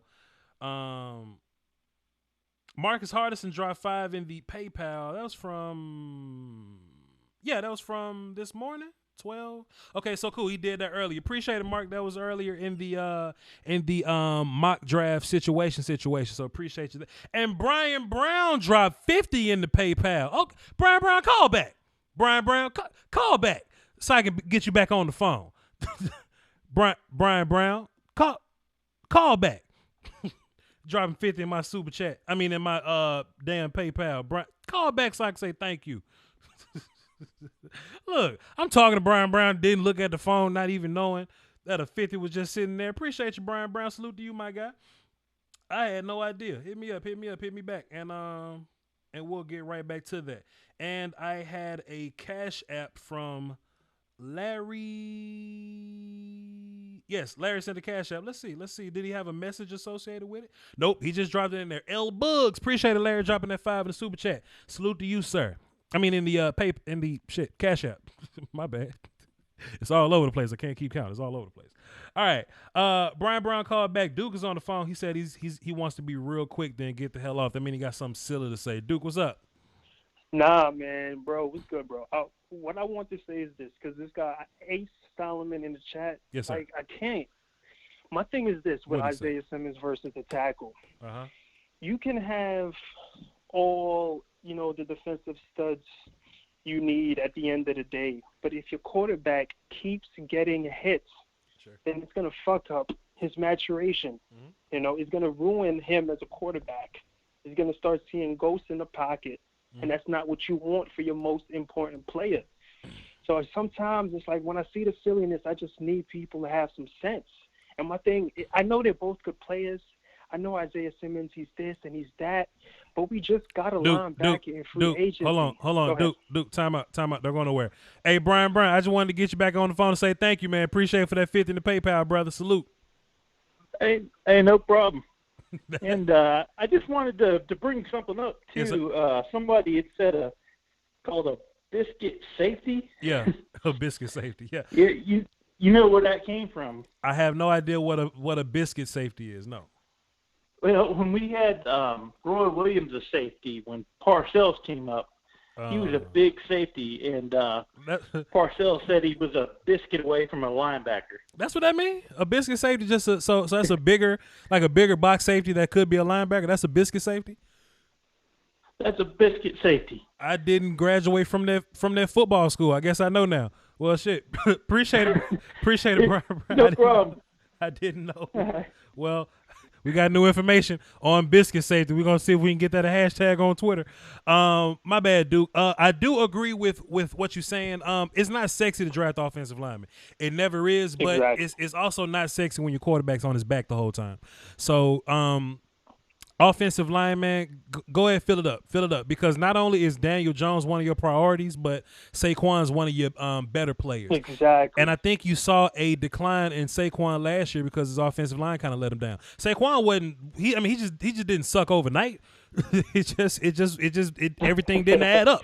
Everything didn't add up. And I'm not the biggest Daniel Jones fan, but if Daniel Jones gonna be productive for you, hell, you want to know why he fumbles so damn much? Because he get hit so damn much. Preach. So hey man. So let me say this one last thing, and I'm gonna dip off. Yes, sir. As far as the pick goes, because you did give us a tackle and you gave us a certain player. So as far as that player goes, Wills, I do think we take Wills, and one of the reasons why I think we take Wills is because of our coach, our head coach. He used to be with Alabama for a bunch of years, and he still has a relationship with Coach Saban. He says they still talk, so I gotta believe him. And we just got the running backs coach, whose name is slipping my mind right now, from Alabama this past season. Yes, sir. So we just picked him up. And so there's a lot of connections between us and Alabama. Yes, sir. So I'm hoping we take Wills, but there's more news that came out today because Gettleman spoke today, and he was like how his not number one priority, but he really wants to trade back. Like he does. I mean, he made it seem like he's desperate. So if we do trade back, let me just leave you with a question. If we do trade back, what is like one team you think we can trade back with? Like, what's like the likeliest team we trade back with? I think somebody's going to try to get up in the quarterback conversation. So that could be number 9 at Jacksonville. It could be the Chargers, depending on what's happening with them or whatever. I mean, we don't know. It could be any one of these teams. It could be the Saints. It could be Vegas. It could be the Raiders. So I don't know. And do you think a team moves up to 4? Well, I said in my mock draft video yesterday that it's possible. I think somebody could possibly move up. But I tell you what though, if y'all move y'all asses to 8, then get Andrew Thomas. If you move to 12, get Becton. You move to 15, get worse. You move to 20, get Josh. Don't deviate from this offensive line plan. You need him. Protect Danny. Save Danny. Yeah. All right, bro. All right, man. Salute. I'm going to be here for the draft. I'm going to be here next week. I'm going to be here Monday, so I'm going to see you around, bro. Oh, it's going to be a fun one. Appreciate you. It is. All right. Don't you want to dance with me?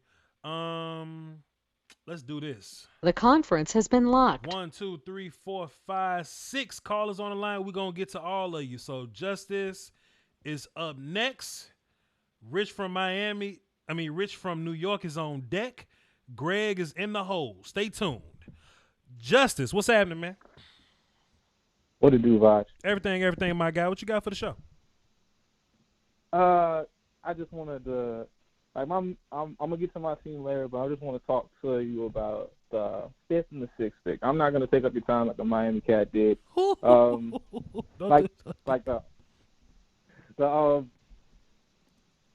Isaiah Simmons pick. Okay. I agree with that. He is definitely, after Chase Young, the best defensive player on the board. Mm-hmm. But the draft that you gave them, where you gave them Jerry Jeudy and Justin Jones, to me, that's a young quarterback draft.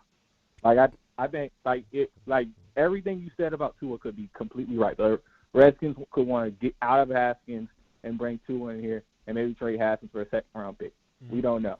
Sure. But I think you got to reach for Herbert if this happens, because that Miami roster is actually I know it doesn't get a lot of notoriety, but it's low-key good. Mm-hmm. On the defensive side of the ball, there's a good player at every level. They took your boy Brian Jones and paired him with Xavier Howard, and then they have Christian Wilkins in the middle, Kyle Van Noy, who played with Brian Flores, his teacher, Bill Belichick, Emmanuel Ogba. They have the 2 Ohio State linebackers.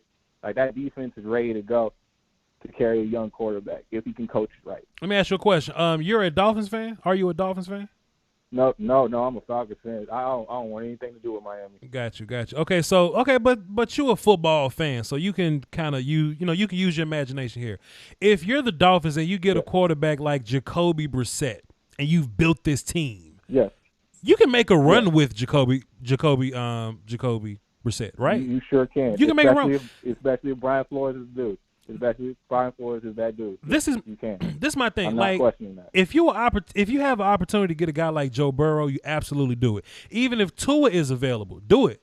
But I just don't think of Herbert in that way. Now, can you win games with Herbert? Yeah. Sure, because Josh Allen is a playoff quarterback, so you can limit throws that guys make and play some defense. You can win ball games.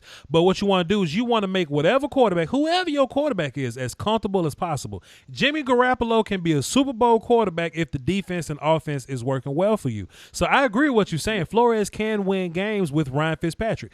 Cool. Let's upgrade Fitzpatrick. It could be a cool to solid winning quarterback. It could be Cam Newton. It could be Brissett. It could be any one of these journeyman guys. I don't know. But I just don't think Herbert is worth that risk. So what I would do, I would add another elite talent at number 5. I just don't like trading my picks away. Like Jay from Miami said, I'll give you 3 first-round picks to move up 3 spots to get to it. That's sick. That makes my back hurt, my ass itch. If somebody called me, I'm hanging up with that mess. Nah, let me keep my picks. I'm keeping my picks. I'm getting my tackle for the future. I'm getting a gangster at wide receiver. Some dude told me, well, Voch, what about Devontae Parker? What about him? Push his ass off a bridge if you want to. And I'm going to go get Isaiah Simmons and put that dude in the middle of that defense that you say is good. Put him with this genius at defense, Brian Flores, that you co-signing. And we're going to go get us a quarterback that can win some ball games and win some goddamn ball games. Tom Brady ain't in New England no more? Yeah. Look, Tom Brady ain't in New England no more? All I got to worry about is Josh Allen? Please. Yeah. My bad. So you're basically saying that you're going to go all in on that defensive coordinator, Brian Flores. You're going to bet everything on him, saying, like, you have to be the dude in order to make this roster work. I have no problem with it. Sure. I don't mind betting on Flores because if not, he'll get fired and we'll bet on somebody else. But if you build that team properly, you taking more and more pressure off the coach. We seen Flores win with relatively nobodies, with some unnamed people. I like coaches like that can win with damn civilians, you know what I mean? But we've given him Van Noy, you know what I'm saying, Byron Jones on that team. We just keep adding talent on that team. Plus, after these 3 first-round picks, you still got 11 picks in the later rounds. Build the house. Yeah. Build your house. Yeah. Okay. Then, let's move on to the next pick with the Chargers. Yes, sir. See, the Chargers are in a similar position. They have a good roster. Up and down that line, kind of shaky. Sure. I probably would have gone offensive tackle if all the quarterbacks were off the board. But why not Okudah? Because I think the Chargers have a better roster than the Dolphins do. The Dolphins aren't necessarily set to me. You said you say that they have, that they're a, they got some guys there. Don't get me wrong, they got some guys there. But I don't think they set. They still got Flowers playing guard over there. They you know what I mean? So give them that offense is not that offense is not okay. That offense is terrible. Right. But that defense has talent on it. Right. So at least Herbert gets to walk in with a guy that we just paid at running back. They get Keenan Allen, you know what I'm saying? You got Mike Williams, you got guys over there. And that team is still good defensively. They just got hurt. So take Herbert there and then build around him there. Build around him in that way. Okay, but if I haven't how do you feel about Herbert? Because I'm getting Mitch Trubisky vibes personally. Herbert ain't Mitch. Maybe Herbert is closer to Josh Allen than Mitch. Herbert at least has the arm talent to make big throws, and he will at least push the ball downfield. Mitch want to check down to Benny Cunningham and who else they was throwing the ball to that wasn't their best running back. Cordero Patterson. He want to run the ball with Cordero Patterson and shit. So he didn't even want to throw it to Tyreek Hill, bro. He didn't even want to throw it to Tyreek Hill. I was so disappointed. Yeah. If you want to go throw it to a check down, throw it to Tyreek Hill. Sure. I mean Tyreek Cohen. I'm very disappointed in Mitch, even though I never believed in him from the start. Indubitably. All right, so then I guess before I go, I want to go to the Falcons pick, right? Okay. So when I look at this Falcons pick of AJ, I like AJ. Sure. AJ, that dude. But when I look at him and see what he can become, there's too many variations in that. Okay. Like, he had the chance to be Cam Jordan, to where no matter who I line him up against, he gonna win. Sure. He can rush you to the tackle or guard. Like, he gonna win. Right. But there's also Trey Flowers he can be, which are both good players. Sure. But Trey Flowers ain't rushing to get the tackle. He has to go inside. And I got Grady Jarrett in there. I need one dude bull rushing. Okay. But that's draft though. Like either one of these guys can be anybody. You know what I mean? Joe Burrow could be Andy Dalton again. We don't know. And I don't think he's gonna be that. But I mean, that's just draft, you know. But I think really highly of Epinesa though. I just think really, really highly of him. And I do think he can win from the DN spot. And to be fair, look, if you want to move him inside in your pass rush package, just run 2-3 techs. Just run 2 threes. You know what I mean? Put Jared at 1-3 and put AJ at the other 3. Ain't nobody gonna run up the middle if it's 3rd and 7. You know what I mean? Just put both of them at 3. Yeah. Yeah, I think that's about it. I just wanted to. I'll say one more thing. Apparently, a report came out to where like Chase apparently his dad and his brothers grew 2 inches when they were 21 years old. So they spin that off and said that this man might be 6'8" by the time his rookie contract is over, which is crazy to me. I'm not buying that, man. That's just pre-draft talk. Man. that's just pre-draft talk, man. All right, it's gonna be crazy if he is. All right, Justice, appreciate you, man. All right, be easy, bro. Yes, sir. Salute. Y'all don't make me pull this clock out. I got faith in y'all. I'm giving you a shot. Don't make me play clock game in here. All right. So we're going to click on Rich from New York. Greg is on deck. Lunatic is in the hole. Here we go. Rich from New York, what's happening? What's up, Voch? Last time we spoke, the stream got cut off. I think the whole thing got cut off, but it's all gravy. No need to worry about that. I was actually in the liquor store just now, and I was getting some 1942, and I heard that conversation you had between old boy from Miami and you, and man, I swear I almost dropped that almost $100 bottle from laughing. I was killing them. Oh man, that was too good, man. I mean, shit. What I like about how you provided this draft though, with Miami is so interesting because how you see it is you want to build the house so that when the quarterback walks in, it's all shiny and well decorated and well oriented. Yeah. Mortgages down, mortgages paid off. You ain't got to worry about nothing. Right. That's the synopsis, correct? Mm-hmm. Right. So for Miami to go and say, you know what, we're gonna give up everything just to move 3 spots. I'm sorry. Yeah. And just to be a sucker like that, you deserve to get hoed if that's the case. Like. What GM? You just get fired on the spot, as a matter of fact. This what G didn't understand when I was talking to him. G from Miami said the Redskins won't draft Tua because he get hurt, but he wants to draft Tua because he get hurt.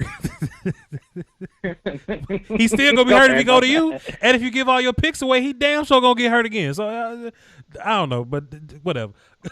Go ahead, though, Rich. Go ahead. Yeah. That was really hilarious. But I do agree with what you said because I think about when I've been watching football since 2003 when the Giants played the Niners in the wild card and we lost. That's another story. Yeah. But I wanted to retort back to when you guys had Tony Romo and y'all were building the house, except he was already in there and it wasn't completely built. If you know what I mean. You guys had to go in the draft.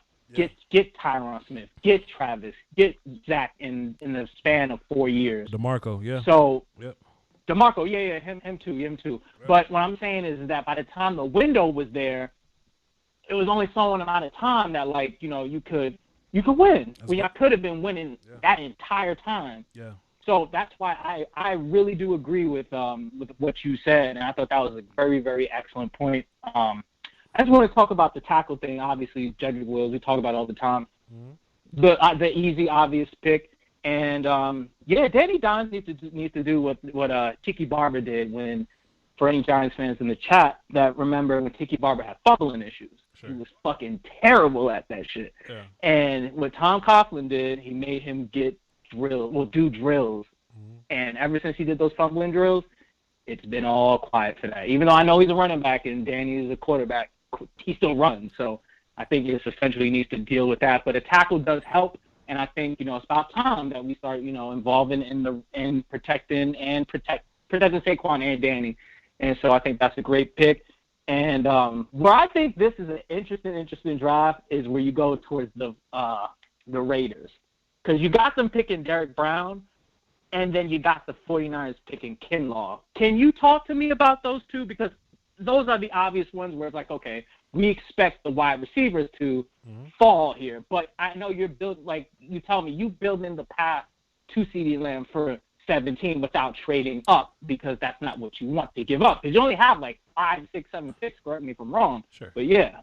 Well, my logic for the teams that have 2 first-round picks, I think most of those guys are in the receiver market. The 49ers, the Raiders, the Vikings, they're all in the receiver market, and they happen to have multiple first-round picks. Even the Dolphins. The Dolphins could take a receiver in the 5th at the 5th overall pick. But my logic was, since it's so many first-round receivers or guys that I consider first-round receivers, then if I got multiple first-round picks, if Voch was the GM and I got multiple first-round picks, then just get the best player you can get now and get the receiver with your second pick. So the Raiders, 49ers, Vikings, Dolphins, they all took wide receiver with their second picks.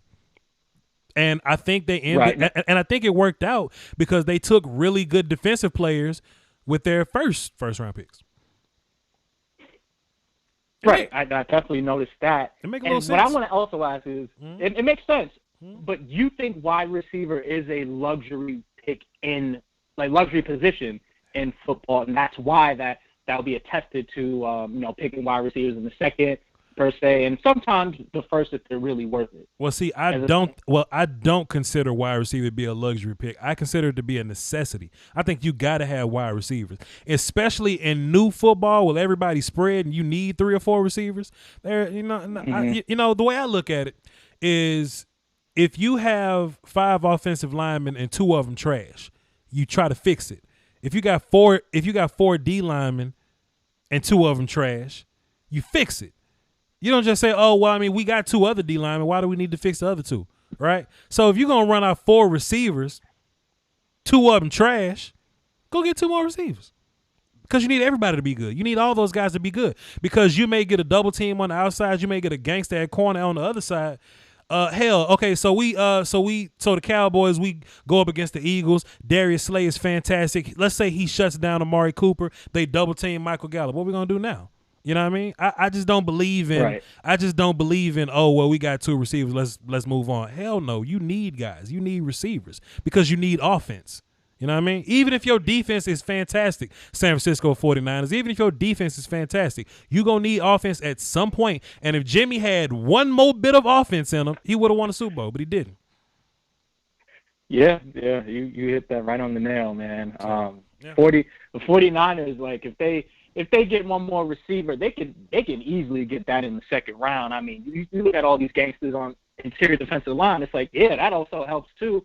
But when I just looked at it, I'm like, man, you look at their line already, and it's like, shit, you think they really would attempt to get Kinlaw or Brown if it falls to them? Well, I mean, you really never know because. Well, the 49ers won a Super Bowl because their D line was so fantastic, and DeForest Buckner is gone now. DeForest Buckner, their best D lineman, in my opinion, him and the Bosa brother, Buckner gone now. Buckner is in Indy right now. So I would imagine that they continued that trend of building D linemen.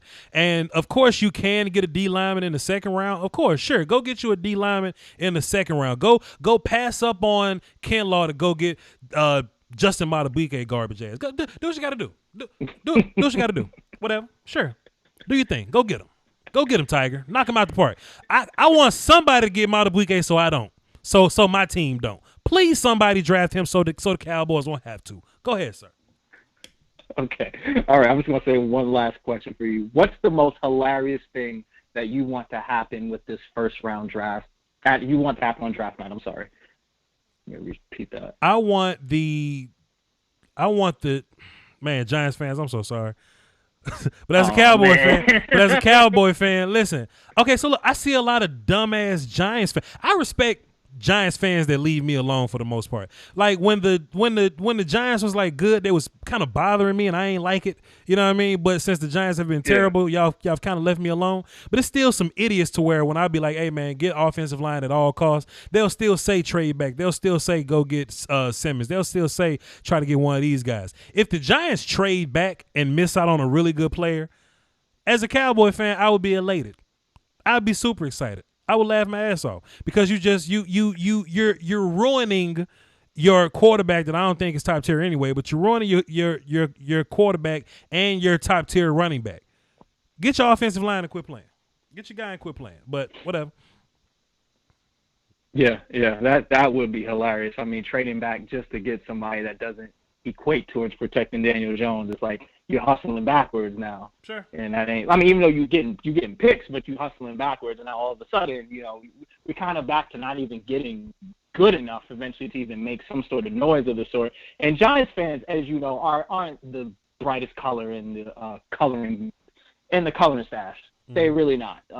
I gotta admit, like the fans in the tri-state area, Jersey, New York, etc. Like you would if you were a Giants fan, you would just be super annoyed by the stupidity and ignorance that comes out of. The conference has been unlocked. It's terrible, man. So it's funny that you see that and hear that all the time. But that's all I got for the show. I'm gonna holler at you on draft night, man. Appreciate it, man. It's gonna be a fun one. It's gonna be a fun one. Appreciate it, Rich. Most definitely. All right, take care. Yes, sir. Ace in the chat box says, "Call me." Call you? This what call you for? The hell? I don't know you. Give me your that's funny as hell. Give me your area code, Ace, whenever you call in. I'll get you in. Shit, who was on deck? Was Greg or Lunatic on deck? Damn, I think Greg was on deck. Lunatic was in the hole. All right, I think, okay, so we're going to go Greg. Greg, what's happening? Hey, what's going on, Voch? Everything. You know what, I'm Greg? enjoying this. I kind of don't want to talk to you because you've been hating on my CeeDee Lamb to the Cowboys pick, man. You've been hating on me. I think there was a lot of work into where you ensured your Cowboys got Lamb in your mock here, but it's all good, man. I do it all the time with my Broncos, so I understand. I think I made sense. I think I was making sense, but anyway, go ahead, Greg. No, I actually liked your mock because you based it off of what you would do. I think mocks are kind of pointless because these teams are just so unpredictable, and I'd rather kind of just discuss the players and where they fit best rather than trying to, projecting them all to a specific team because we're just not in those war rooms, Sure. But you talked about Tua going to the Redskins at 2, and what you would do if you were Dan Snyder. I think that's kind of interesting. I'm not sure if you watch Gary Vee at all, but he has a goal of one day owning the New York Jets, and he says if I was the owner of the Jets, I would take a quarterback in the first round every single year until I finally found one. Sounds silly. That's just going to only improve my chances of eventually winning a Super Bowl rather than just trying to fit all these other pieces. He's like, That's stupid. But in that same logic, you kind of saw it with Arizona last year when they took Kyler Murray right after they took Rosen. In this case, you'd be saying the same thing with Tua taking Tua after Haskins. But the differences I see here, why I think that'd be a mistake is I actually think, I think Tua at 2 is really high based off of a few things, and I think number one, it's the medical. I feel like every week there's something else that comes out about this guy that we just didn't know, how hurt he was playing in those years at Alabama, and what's frightening about that is the fact that those offenses at Alabama were just loaded with talent when he was there. I was asked today on Reddit, I was like, hey, if you could take your starting receiving core right now and just trade it for Alabama's, would you? And I said, yeah, absolutely I would. Those 4 guys are probably going to be first and second round picks either this year. Well, all of them that are out this year are going to be first-round picks. And then next year got Devontae Smith and Jalen Waddle. On top of that, he also had a really good offensive line. He got Wills in the draft this year. And those rest of the 4 are probably going to be draftable next year. And then if people forget, he had Josh Jacobs, first round pick for the Raiders last year. I really feel like Tua, despite all that talent and just protection, was still getting hurt. I think that's kind of a telling thing. And I kind of there was a really good comparison. Someone compared him to Matt Leinart. Voch, I'm not sure how long you've been following the draft, but there was a lot of hype around Matt Leinart. Had he came out his junior year, he probably would have been the first overall pick over Alex Smith. And he decided to go back to school. And, he fell to 10. But Matt Leinart on those USC teams in the mid-2000s, he also had teams that their line blew people off the ball. He had Reggie Bush, Lendale White. He had a bunch of receivers, Dwayne Jarrett. I can't remember who else that, went high in the draft. And then when he went to a team that was bad and he got punched in the mouth, he just couldn't take it. So I'm curious to see if Tua is going to kind of end up like a Matt Leinart. If he's going to go to a bad team where he's not used to elite pieces around him, where his receivers are beating people off the ball, his line is just protecting him all day. I'm really curious to see how he's going to react. Being injury prone, that we can know, the other teams know that when a team hits him in the mouth, like how is he going to respond to that? And I think like all those question marks, I think just a top pick, man. I think he scares me a lot more than a lot of the other fans, and I think the GMs are kind of thinking this too. From what I'm hearing, his stock is falling a little bit. I don't think Tua has a problem with getting hit in the mouth, because I've seen Tua get hit in the mouth. What was that game? It was last year, the Georgia game. So not the freshman year Georgia championship game, but the Georgia game is his sophomore. They were beating the shit out of Tua. Go watch that film. I've seen them all. But isn't that the one where he got hurt? Nah, he kind of got hit and said ouch, but he came back and he ended up getting a win over Georgia. But he had to, get his lumps to get there. You know what I mean? So I don't want to call Tua soft. I will say that there is some concern when these grown-ass children start to hit him. We will see. But I currently like Tua more than Haskins. And I do think it's a real-life question to say, do you win more games with Tua playing 13 games or Haskins playing 16? I think that's real life. Well, I think it's also hard to assume that Tua will be there for 13 games just given the track record, Sure. And I think also I think Justin Herbert. Voch, do you go on Reddit a lot, or do you belong to any like draft forums or anything? I follow them all, but I'm close to some of them. But yeah, go ahead. I'm listening. So I've discovered Justin Herbert is universally the most hated prospect in this draft, and I see it, man. I'm actually a big Herbert guy. I actually really think people are going to be surprised about how good Justin Herbert's going to be in the NFL. He actually kind of reminds me of a more athletic Nick Foles. And if Nick Foles coming out of Arizona, a lot of similar things. Like people didn't like his ball placement. They thought he was a little he lacked that touch, He lacked just that touch you needed in an NFL quarterback. And now let's not say that Nick Foles is this elite guy, but Nick Foles ain't bad. And I think with Justin Herbert, if you watch him, his first 3 years, his line wasn't that great. This last year's line was actually the best he ever had, but his receivers really struggled to separate, and he threw passes where it almost seemed like, hey, if my receiver can't come down and get this, like it's going to be incomplete, And I think I really liked what I saw out of Herbert. I liked his toughness too, man. He brought his team back in some games in his junior season, and man, I actually think that Herbert is being really underevaluated here. It seems like every draftnik really hates this guy, but there's a reason why he's being really well liked by a lot of these teams. Like why he's being talked about as a top 10 pick, and he's not being talked about in the Jake Fromm, who's also this big physical, big arm quarterback. But he's probably going to go in rounds 2 and 3. I think there's a reason why that these NFL evaluators like Justin Herbert.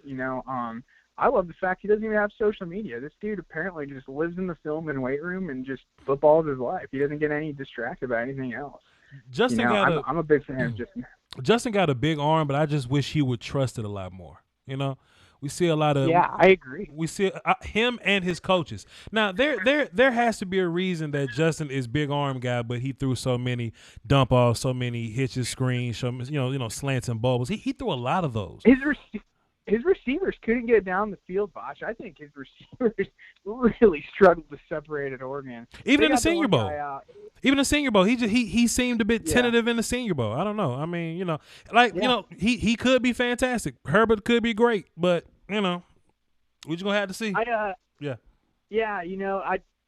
followed a lot because apparently Elway loves his big arm quarterbacks, and he was super high on Herbert had he came out last year. I heard that's who they were gonna zero in on, and so I actually, and this is realistically, Voch, I actually think he's going to be taken ahead of Tua in this draft, and I think it's gonna be the talk of the offseason that the Dolphins ended up taking Herbert over Tua, but I think in the long run, if that could be the right move, especially if Tua goes on to have a real injury plagued kind of career. Could happen, but that's why we shoot dice in the bathroom. We'll see. But appreciate it, Greg. Though, great call, man. Yeah, hey, absolutely. Hey, I'm hoping your Cowboys actually get CeeDee Lamb just because I want to see your reaction to that. Oh, God, I don't know what the hell I'm gonna do. I don't know. It's gonna be a choreographed hump dance in the middle of the living room play. I don't know what's gonna happen, but. Hey, I got a real quick question about that though. So, say the Cowboys end up with any of those top 4 guys, would you be pretty much just as happy, or is it like an elevated happiness if you get CeeDee Lamb? CeeDee different, man. Like I'd be happy with Judy.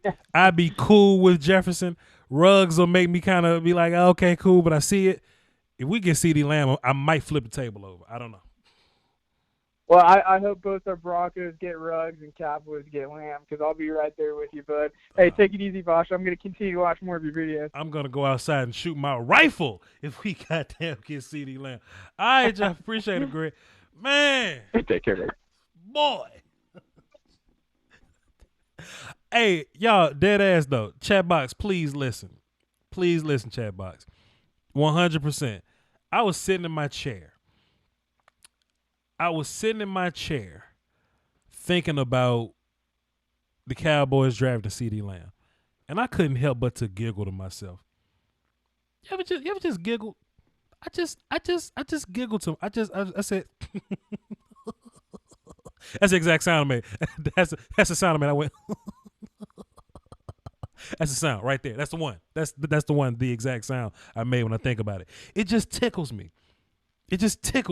It does something to my soul when I think about it. We better not get CeeDee Lamb. I'm gonna take this damn steel chair. I'm gonna go to my neighbor's house and bump him upside the head with him and hit his ass with the people's elbow in the middle of the parking lot, in the middle of the street, under the lights. Damn, we better not get CeeDee Lamb. Whew. G from Miami, you have 10 seconds because you called in earlier. What is it, sir? No, man, I'm just calling to clarify. I see a lot of people 10 seconds, sir. Kind of feeling away about my comments earlier. Got 7 just calling to clarify that. I'm not advocating for Miami to send 3 first-round picks, but let me just correct some of you guys. You got 4 seconds. For some of you guys who are a bum team. We have 6 first-round picks in 2 years. 3 so seconds. Even if we send 3 first-round picks, guess how much first-round picks we have next year? And guess how much second-round picks we have? Now, I said that mostly because that's the value of a first-round pick. And you consider first-round pick, second-round pick, isn't that huge of a drop-off? But listen, just to get clarified right quick, I've seen us pass up on Breeze. I've seen us pass up on Aaron Rodgers for Ronnie Brown. I've seen us pass up on Matt Ryan. I've seen us pass up on Russell Wilson. Gee, how do I say you got 10 seconds and you do that? How does it happen? How do you do that? I'm just saying. If Tua's the guy and he's healthy, you go get your guy. It's not like the situation with RG3 where you mortgage all your picks. We're not mortgaging all our picks because we still have hella picks in the next, and that's not even including 2022. We got, I think, 1 or 2 first-round picks in that as well. I said 10 I'm seconds. just saying, go get your guys. All right, G, appreciate it, man. I said, all right, G from Miami, I know you called in earlier. I'm going to let you rock. You got 10 seconds. G, 4 seconds. Well, you know what we got, Voch? We got 6 first-round picks this year, and we got it next year. G, hurry up. You got 2 seconds. I'll tell you this, brother. I'll tell you why I feel about those 2 seconds. I should have hung up, but I can't hang up on my people, man. I can't hang up on my people. All right, so he spent 10 seconds on the setup. He spent 10 seconds getting us to understand what's next. We understand. Tell us. G, my guy, though, man. Soliloquy. Okay, we're going to get Lunatic on the phone. 207 is on deck. 789 is in the hole. And then we're going to go watch Coach Evans' goofy-ass mock draft. Lunatic, what's happening? Voch, saludos from South Texas, deep in Cowboys country. Listen, you cannot, it's the NFL draft. You cannot give a brother 10 seconds. No. You gotta let him explain your points. He don't want no misunderstandings. He does not want any. I can understand it. I've been on hold for a while. Don't worry. Okay. You know what, Lunatic, fair enough. I wanted him to get his point, but he called in earlier and he talked for 20. So I didn't want to give him an extra 20 because that'll be 40 minutes. But anyway, Lunatic, ¿qué pasa contigo, mi amigo? What's happening? Hey, brother, I just wanted for you to repeat it because you said it to an earlier caller. Mm-hmm. Because I am catching hell from Cowboys Nation about wide receiver at 17. Yeah. Can you explain the logic again? The way you explained it is perfect because I've been telling them I want one of our receivers against a nickel corner. Sure. Or spread them out. That's where you're going to find the weaknesses. Can you tell them again, please? The game is all about matchups, sir. And you don't want to be in a situation where if your 1 and 2 options are, let's say, compromised. You don't want to be in a situation where your number 3 receiver can't help you. We've had, the Cowboys have had a tremendous advantage over the years that our 3rd receiver, Cole Beasley, was adequate enough. So when we have problems, when Dez is getting doubled or Terrence Williams couldn't get free, we had a first down machine in Cole Beasley. But wait, don't stop there. We had another 3rd down machine in Jason Witten. How do you forge great offenses? With options. You give yourself a multitude of options. So yes, Amari Cooper is an option, but somebody fantastic could possibly take him away. It doesn't happen much, but it's about 3 corners that could take him away. And if we're going to get into the playoffs, we might see one of those guys. Michael Gallup is fantastic, but they may, try to shade Michael Gallup. There may be some weird coverage to where we can't deal with Michael Gallup properly. So we're going to need our 3rd receiver to make a play. And hell, I don't want to just trust Cedric Wilson to be that guy. Of course, Cedric Wilson could probably be a good 3rd receiver, but why not get a gangster to come play 3rd receiver? Let's let Cedric Wilson be fantastic. Hell, I just don't understand the logic in selling yourself short. There's a lot of Cowboy fans that like Connor Williams, that don't like Connor Williams. Why don't they go by that logic? Hey, we got 4 other good offensive linemen. Let's just let Connor Williams play. No, you want to upgrade as many positions as you possibly can. And I tell you what, when you get to these Super Bowl levels, when you play against these top tier teams, you need every single advantage you can possibly get, sir. Exactly. I am with you. Yes, sir. Our best defense is going to be our offense. Look at the last Super Bowl. Yep. That's why I love it. You said you'd fire off your rifle. Hell, if we get CeeDee Lamb, I'd fire everything I have in my arsenal. And we're in South Texas, so it's going to take me a while. Oh, yeah. Now, we get Jefferson, maybe just the handguns. But I agree. Yeah. Here's the other point I want. Just touch on it. I'm afraid because of everything's going on, teams are going to pass on Kinlaw because of the need. And if we pass on him, because we're going to start seeing teams, hey, why aren't they picking him? Why aren't they have a need for that? Why aren't they? We might also pass on him. Sure. What are your worries if he starts dropping and then we take him without having 100% on that knee? This is my thing. Kinlaw has the tendonitis situation, so he'll be able to play healthily, but his career wouldn't be as long. So if we can get a top tier 3 tech that only plays 6 years, I'm fine with that. If he just doesn't make it to his second contract, then that's cool. It's not a situation like Jeffrey Simmons last year where he's coming off ACL and he got to sit out for a couple weeks and then play at the end of the season. He has tendonitis, so he can play healthily right now. He can run, he can work out. It's just that when that knee keeps rubbing up against each other, his career, it could be anything. He could play 5 seasons, he could play 10 seasons. So we could get 10 from him. But if we only get 5 seasons from him, then I'm fine with Kinlaw for 5 seasons. And if CeeDee Lamb ain't there, but Javon Kinlaw is there, I'm taking Javon Kinlaw and I'm plugging him in at 3 tech and living my life. Excellent. Listen, I'm hoping the board falls the way your mock draft went. Yes, sir. But I can live with trading down in the first and then trading up in the second, get 2 of the stars, because a lot of my Cowboys supporters are saying, look, we've got to make up for last year's draft. Yes, sir. They're still waiting on T. Hill. Mm-hmm. Pollard was there. McGovern, I keep telling you, you're going to find out McGovern was value last year. Mm-hmm. We don't have to make up that much in this draft. We don't have to hit a home run. Sure. We get 2, 3 producers, which I want in those first and second. Yeah. I'm happy. But I appreciate all the insight, Voch. Sent you something via PayPal. Appreciate all the insight. And thank you for making me a smarter watcher of football. Thank you so much, sir. I appreciate it. You walk up on your coworkers with all this logic and information. You smoke their ass. Next time you tell them, if you can get CeeDee Lamb at 17 and you trade back up in the first round and get Grant Delpit, you ain't got to draft nobody else. You don't need no more picks. Exactly. You don't need no more picks. Exactly. Preach it, baby. Thank you, sir. Because I don't care how short the season is. There are no asterisks on Super Bowl wins. We want number 6. There it is. Appreciate you, brother. Have a good one. Yes, sir. That's fantastic right there. I like when, I would love to have that one day somebody call into the show. Yo, Voch, I'm at work right now surrounded by 6 people that just call me crazy. Say that one thing you said last week, because I don't know how you said it, but say it how you say it and go tell them. I would love to do that. We got 2 people on the line. I don't have them listed as platinum, so we're gonna get some new callers today. Chat box. Let's add some new members to the family here. Ace said his trap phone won't allow him to call into the show. He says he talked up all of his anytime minutes anytime, so Ace won't be calling in. So my bad, player. Too bad. But we're going to get these 2 callers in. 207, you're up next. 786, you're on deck. So let's get this started. These 2 new people. 207, what's up? Who this? Yo, this is Sam. What's good? What's up, Sam? What you got for the show? All right, I got a few nitpicks here on your mock draft. Okay. Look, I think first of all, I think Tua's gonna tank. Like Tua's gonna lose games on purpose to draft Trevor Lawrence?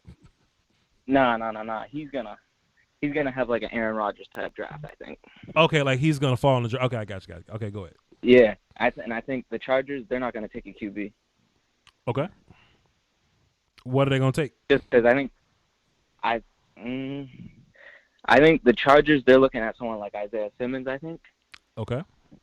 Just because I think the Chargers I think they're looking at Tyrod. I think that's their guy. And I also think that like I know Jordan Palmer, he's training Jordan Love, and he said a podcast I was listening to, he said that the Chargers have inquired no one about Jordan Love. He has yet to reach out, so that makes me think like the Chargers are drafting QB when they do their due diligence and see if Jordan Love's legit or not. If I was the Chargers, I wouldn't call Jordan Love neither. Why would I call Jordan Love? That too. What am I call him for? but he's also the next best one. Just get Herbert. Yeah. But I think like Tua in general, he's gonna tank just because look, I think team doctors have yet to see what he's doing, to see how good he is. There's been no workouts with him with the team, so I think in general teams aren't gonna like that. And I also think that if you're a GM and you draft Tua and he gets hurt, say week 5, now automatically GM's in the hot seat now too. If you look at it that way. Sure, possibly. I think they take Herbert though. I think it'll be irresponsible if they didn't. But if they run with Tyrod, I mean, hey, what do you want me to say? Sure. Yeah. I just don't see it. I don't see it. Yeah. I don't know. Tyrod also hasn't been in a good situation though all his years though. Like you look at the Bills, like that wasn't there. Even he was what, third string on the Ravens. The Browns was the Browns was a pretty okay team. Browns was Browns. That's a pretty cool team. he just like Tyrod was the starter for like what, a week until they put Baker in there. Yeah. Yeah. But I mean, now he's got pieces though too. If you look at it with the Chargers, he just got two good running backs. He's got some wide receivers. He could possibly make some magic happen, you know? Yeah. I ain't with it, my guy. I ain't with it, but I appreciate you though. This was a cool little call. Who is this? I forgot what's your name again? What'd you say your name was? Sam. Let me write you in. Sam, I appreciate it, man. You're no longer unidentified of the show. You're platinum now. So next time you call in, you'll go up with the other platinum people. Appreciate it, Sam. Yeah, good one. Sam called in and said, yo, there is no way the Chargers take quarterback. I say, why? He said, the Chargers didn't call Jordan Love. I'm like, why would they call Jordan Love? I wouldn't call him neither. I'm calling him, say hi. Sean Doty dropped a dub in the super chat, dropped 20 in there. He says, for the coach, appreciate you, sir. And brother Naeem also dropped a 20 in the super chat. He says, draft central right there. Voch Lombardi better than Mel Kiper. That is facts, my good sir. Naeem, make sure on draft night you sipping out of that Voch Lombardi mug that I sent you. Everybody don't get Voch Lombardi mugs. Everybody don't get them. It's like 3 people in the whole world that got Voch Lombardi mugs, and I'm about to send one to T-Rod. So it's going to be, what, 6 people? I can't count. There's going to be 6 people that got Voch Lombardi mugs. Naeem, you make sure you sip your juice out of that Voch Lombardi mug. Appreciate you for the deuce in that super chat, my good sir. My good sir. Larry says he keep getting a busy signal. Hold on, son.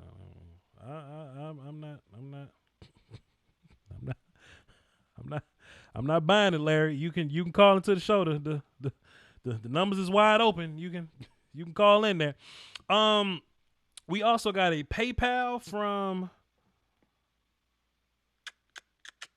One of the Moon. Oh, that's my man Lunatic. Hey, Lunatic dropped a dime in the super chat. DS Dinero de Diaz. Appreciate you, brother. Thank you so much for dropping that PayPal in there. Y'all been fantastic today, man. Y'all been holding it down for the Doski Woski, man. Y'all make me feel appreciated for all this draft work that we've been putting in, man. And trust me, it is a lot of work, man.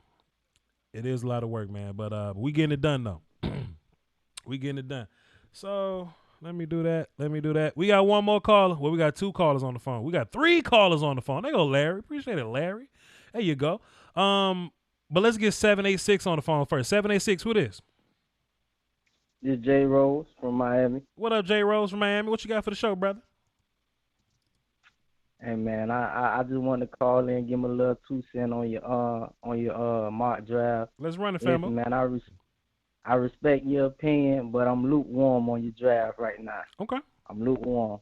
Okay, tell me about it. Okay, I'm a Miami fan, so I just want to say I like Simmons at 5, but only if Tua ain't on the board. Now, I think that Miami is going to be sneaky good. Like, you feel me? Like, a lot of people not paying attention to what we doing. Mm-hmm. I like what Brian Flores is doing. Okay. He building the foundation. Yes, sir. You gotta understand. Defense wins championship. Okay. All right. Yes, sir. We done brought in Shaq Lawson. Right. We done brought in Augur. Right. We done brought in Byron Jones. Yes, sir. We already got X back there. Right. Okay. Right. So now, if Tua is available, you gotta realize Tua, no matter who drafts him, he redshirting anyway. Sure. Right. Right. I'm sitting him. If I draft Tua, I'm sitting him anyway, regardless. He's sitting anyway. Right. Now, I don't believe Tua is going before 5. I don't believe it. I'm not. Whoever draft or whoever trade up the taking, right, let them trade up. Okay. I'm not trading none of my picks. I don't care. Yeah. I don't know what other buddy was talking about trading 3 first-round picks. No, hell no. Right. Gotcha. I'm not trading up. Now, if he did at 5, I'm taking him. Right. If he not there, right, then I'm okay. Then we taking the linebacker. You know what I'm saying? But Jay Rose, like, he wasn't there at 5, so that's why I took the linebacker. So what's the discrepancy, True, my guy? true. So what's the problem? True, you're right. But I don't think. Even though I know it's what you would do. I don't think the Redskins gonna take Tua. I just don't see. I think they're gonna try to build a team. You never know. They're gonna take Chase Young. I feel like they're gonna take Chase Young. Sure. And number 18. Yeah. I don't think we take it. I wouldn't take Jerry Jeudy at 18. The hell wrong with you? We need a wide receiver. Hell wrong with you? What's your problem? Your problem. This ain't ESPN. I ain't Mel Kiper. This ain't ESPN radio. I'm saying something wrong with you. Hell wrong with you, man. What? Okay, so if Jerry Jeudy makes it to 18 and you need a receiver, you wouldn't take him? It's other wide receivers. Why we got to take Jerry Jeudy? Who the hell else you want? I want to get a tackle. I want to get a premier tackle. You got a tackle to block. Who? Josh Jones. I drafted you, Josh Jones, at 21, 20, whatever your 20th pick is. Okay. Josh Jones good, but Mekhi Becton better. Becton gone. Jedrick Will. What the hell you talking about, man? What is you talking about? What the fuck? Yeah. They wasn't on the board. What you gonna Debo the other team? What you gonna Debo Miami to take Andrew Thomas? What you gonna beat them up? Huh? True. I wouldn't draft Jerry Jeudy at 18. I would wait until later on in the draft and get a different receiver. Like who? I like Denzel Mims. Mims is gone. Mims went to Minnesota at 25. He right there. He on the screen right now. He gone. Who else you want? You think Mims going that high? Shit, Chad. Who you want? Like T. Higgins or somebody? Would you rather him from Clemson? That's an option. T. Higgins gone. He went 30. Who you want? Like Jalen Reagor or something? I think Miami. Honestly, I think Miami is going best player available. He was the best player. Judy was the best player on the board at 19. What do you want from me? At 18, I mean. He was the best player on the board at 18. What do you want from me? You don't know what you want. Okay, who? You don't know what the hell you want.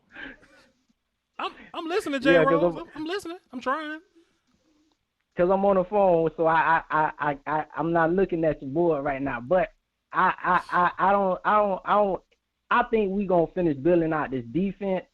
Jesus. I would take at 18 instead of Jerry Jeudy, I would take a safety, like maybe Xavier McKinney or something like that. McKinney's available in the second round. Why don't you just take him there?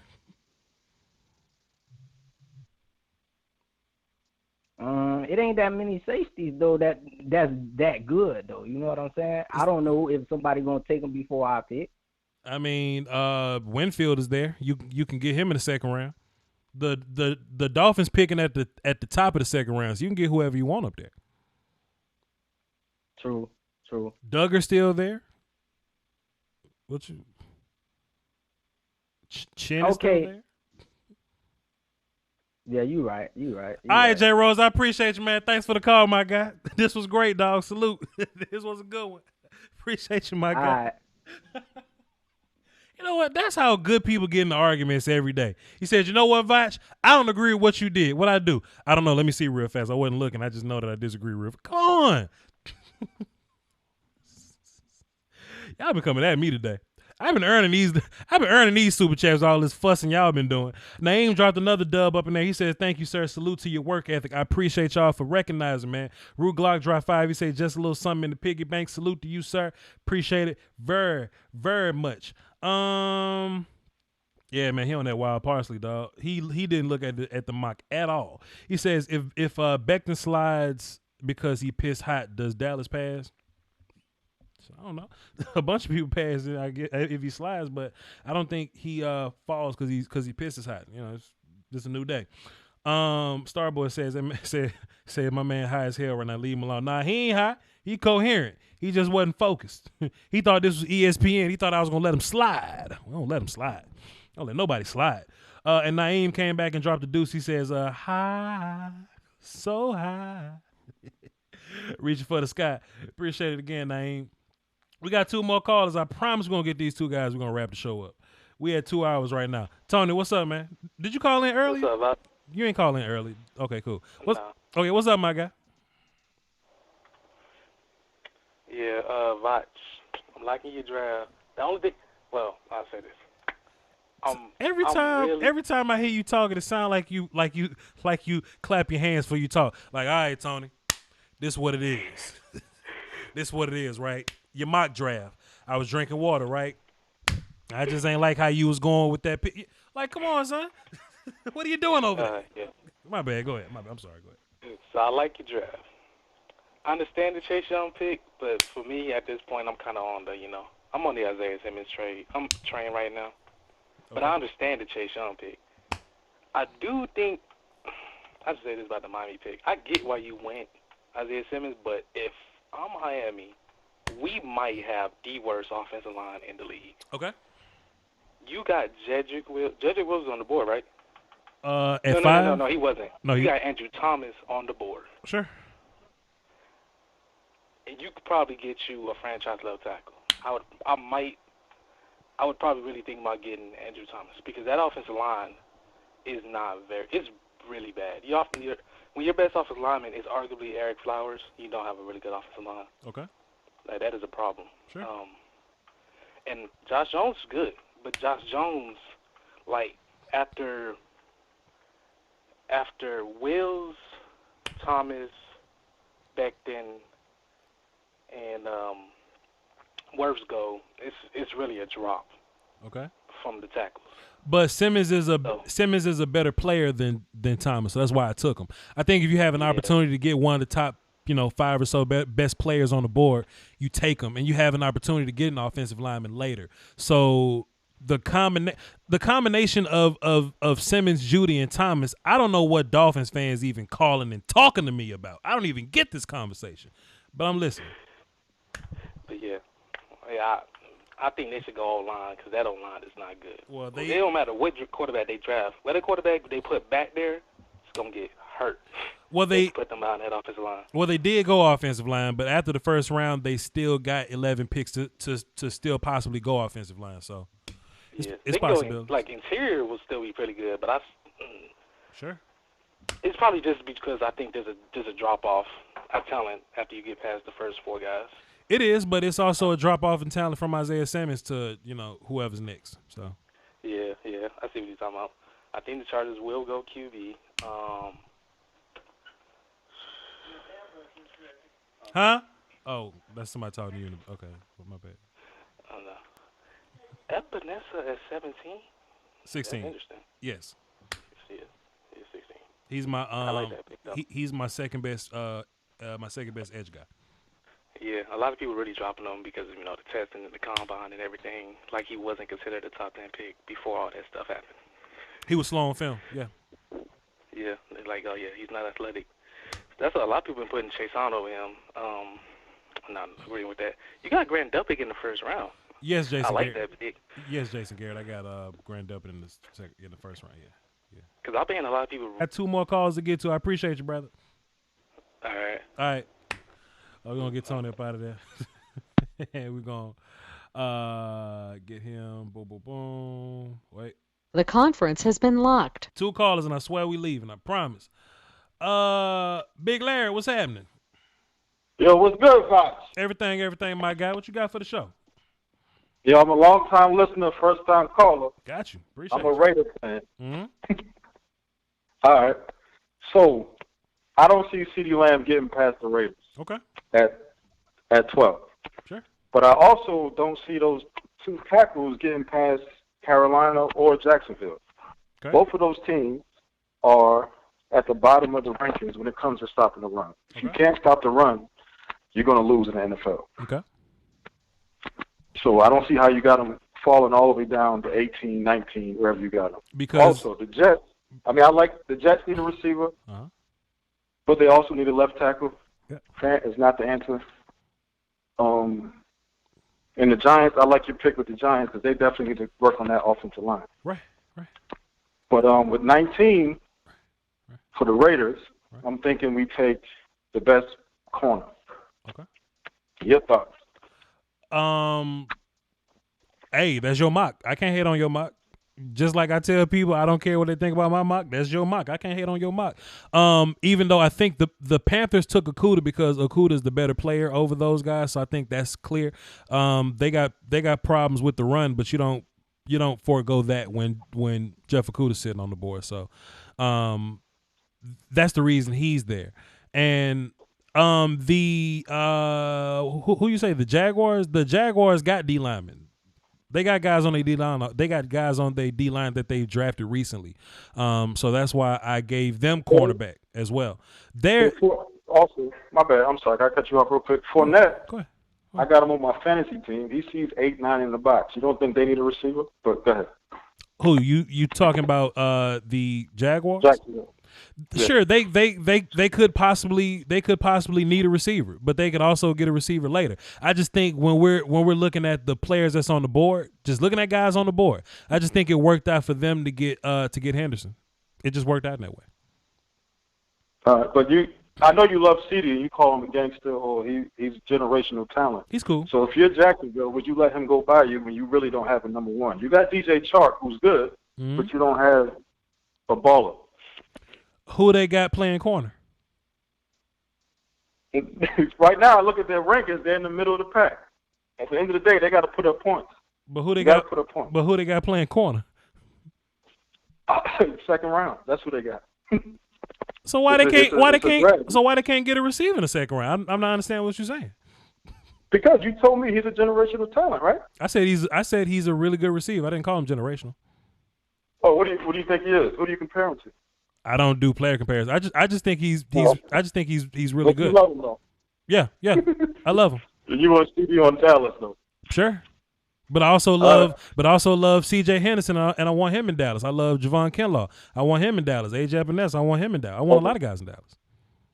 So the Raiders, you think back to the Raiders? My last question. You think they need another D tackle, right? The Raiders? We have, yeah. They could use some one take help. Sure. So if we got Big John Hankins, we got your boy Malik Collins, we got Mo Hurst, we got Mad Max on the DN. Mm-hmm. You still think we can use another D tackle? So you wouldn't take Law over Brown? You naming 3 techs. 3 techs. Yeah. Yeah, those are 3 techs. Right. But I gave y'all one. You can move Kinlaw all around. It really don't matter, right? Well, I gave y'all Brown because Brown would be the better one tech. I don't think Kinlaw plays one tech. I think Kinlaw either plays 3 tech or D end. But I think Brown plays 3 tech or 1 tech. Okay. All right, that's all, man. Thanks for the call. I appreciate it. I'm not going to be a long-winded guy like everybody else. Hey, man, don't you hate on my callers, man. Everybody's different. I just plugged you in platinum. But Larry, I like how you tried to get me, sir. It didn't work, but I appreciate you, dog. Thanks for calling. All right, man. I got an answer for everything, dog. Look, let me tell y'all something, man. I'm not one of these people that just do this off the cuff, man. Like, I freestyle a little bit. I wing it a little bit. But I got this stuff kind of thought out, man. So don't even go there with me. Don't even go there with me. What's the hell wrong with y'all? It's the 5th person trying to get me today. Is that what mock drafts do to y'all? Is that what mock drafts do to y'all? That's what top 50 boys try to do to y'all, to come for the guy, to come for me? It don't work. Brandon from Franklin Football Podcast. How you doing, sir? Oh no, don't turn down right now. But hey, You heard Big Larry say, "I'm gonna let you finish," but I gotta cut you off halfway. It ain't work. It ain't. And look. I'm so confident. I said, "Go ahead, Larry. Please finish." Cause I'm gonna Floyd get you. Mayweather that joke just off the shoulder. Cause I'm gonna get you. I'm gonna get you, my guy. What's up, Brandon? Hey, look. I'm gonna go ahead and tell you this right now, though, Brandon. This was most likely gonna happen. If I could be real, chat box, listen to me say this, cause I'm not gonna say it again. In real life, this was what's probably gonna happen. I'm gonna do the live stream. Somebody that ain't the Dallas Cowboys gonna draft CeeDee Lamb. I'm gonna be sick, and the chat box gonna go crazy, and they gonna laugh at me. That's what's gonna happen in real life. But it ain't like I ain't think this shit through, though. It ain't like I ain't think this through. So my bad, Brandon. What you got for the show, brother? Hey, we can't credit you for effort. I mean, we can't discount you for effort. Come on putting all that in. Come on now. Hey, but look, it's gonna be a run on quarterbacks. We already know that. But here's a team that I don't think people are really thinking about as far as taking a quarterback. The Raiders really sold on John Gruden. All these people asking about John Gruden, Derek Carr. I'm sorry. The Raiders really sold on Carr. Oh, hey, I don't think so. I think that either aren't they 12 or something like that, or 19. I think that they may not be sold on Carr and really may be one of those surprise teams to get a quarterback. And no quarterback safe. Look at Cam Newton getting cut. Sure. So that could be one of those teams that really force other teams' hand to trade up. I'll tell you what, man. I would laugh. I would be laughing at Larry so bad if Derek Carr wasn't the answer and they moved up in the first couple of picks to get one of them quarterbacks because they ain't have faith in Derek Carr. Boy, me and Larry be, because you know what, Larry probably wants CeeDee Lamb on his team. He probably want CeeDee Lamb on his team. You know what I mean? That's probably why he was coming at me like that. You know what I'm saying? I hope they trade up and get somebody that's not a receiver. Boy, that'll make my day. But look. You got them taking Jordan Jefferson at 19. I really think that's part of your evil plan to get CeeDee Lamb on Dallas. But what if they take CeeDee or Jerry Jeudy at 12? If they take CeeDee Lamb or Jerry Jeudy at 12? Yeah. Then they should take, instead of waiting to 19 to get their receiver like you think. Then they should take Jerry Jeudy at 12. I don't see the problem. Yeah. I personally think that CeeDee Lamb is better than Jerry Jeudy, but well, hey man, that don't matter. I mean, I think Mayock seems to like Jerry Jeudy a little bit, so let's put him on him. Who cares? Yeah, you're right. So as far as your CD to Dallas plan, yes. I'm gonna still call it a plan and not a conspiracy. Come on, son. Not yet. Come on, son. Do you not think that the run on receivers between 12 and 16 is not going to be that great? It could happen. Do you think that multiple teams won't take receivers in those spots? It could happen. I don't want to be ignorant enough to say it won't happen. It's not in my mock draft plans because it's my mock, but my logic on that, Brandon, is even if that happens, I'm fine. See, the chat box think that I don't have a backup plan if Lamb is gone. If the run on receivers happens, then a good defender falls to 17. I'm good with that. I'm fine with that. Yeah. I'll take Brown. I'll take Henderson. I'll take Kinlaw. I'll take any one of those guys. I don't have a problem. AJ Epinesa, send him my way. Sure. I just would prefer Lamb, but if it don't happen, I'm cool with whoever we get. I got a bunch of guys I like on this team. Yeah. Now, okay, so that run on receivers happens, and then you know what my backup plan is, Voch? What's that? Trade back? Trade back to New England. We're trying to get both of their compensatory picks. That's where I'm at, Voch. I want them third round.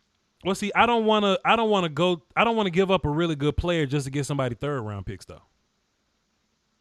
A lot of good third rounders though, Voch. It's some damn good guys at 17. Them late second, early third round receivers, Voch. Oh, I love them. Some gangsters. I love the receivers at 17. I love the receivers at 17. I don't know if I love receivers at 17 more than I love a defensive stud though. What defensive player would you rather get at 17? Best player available. As much as I want to say best player available, I feel like there is an undeniable need on the defense. I don't think the need is undeniable. I think the Cowboys front office has did a good job at addressing every single position except slot receiver, honestly. To be fair.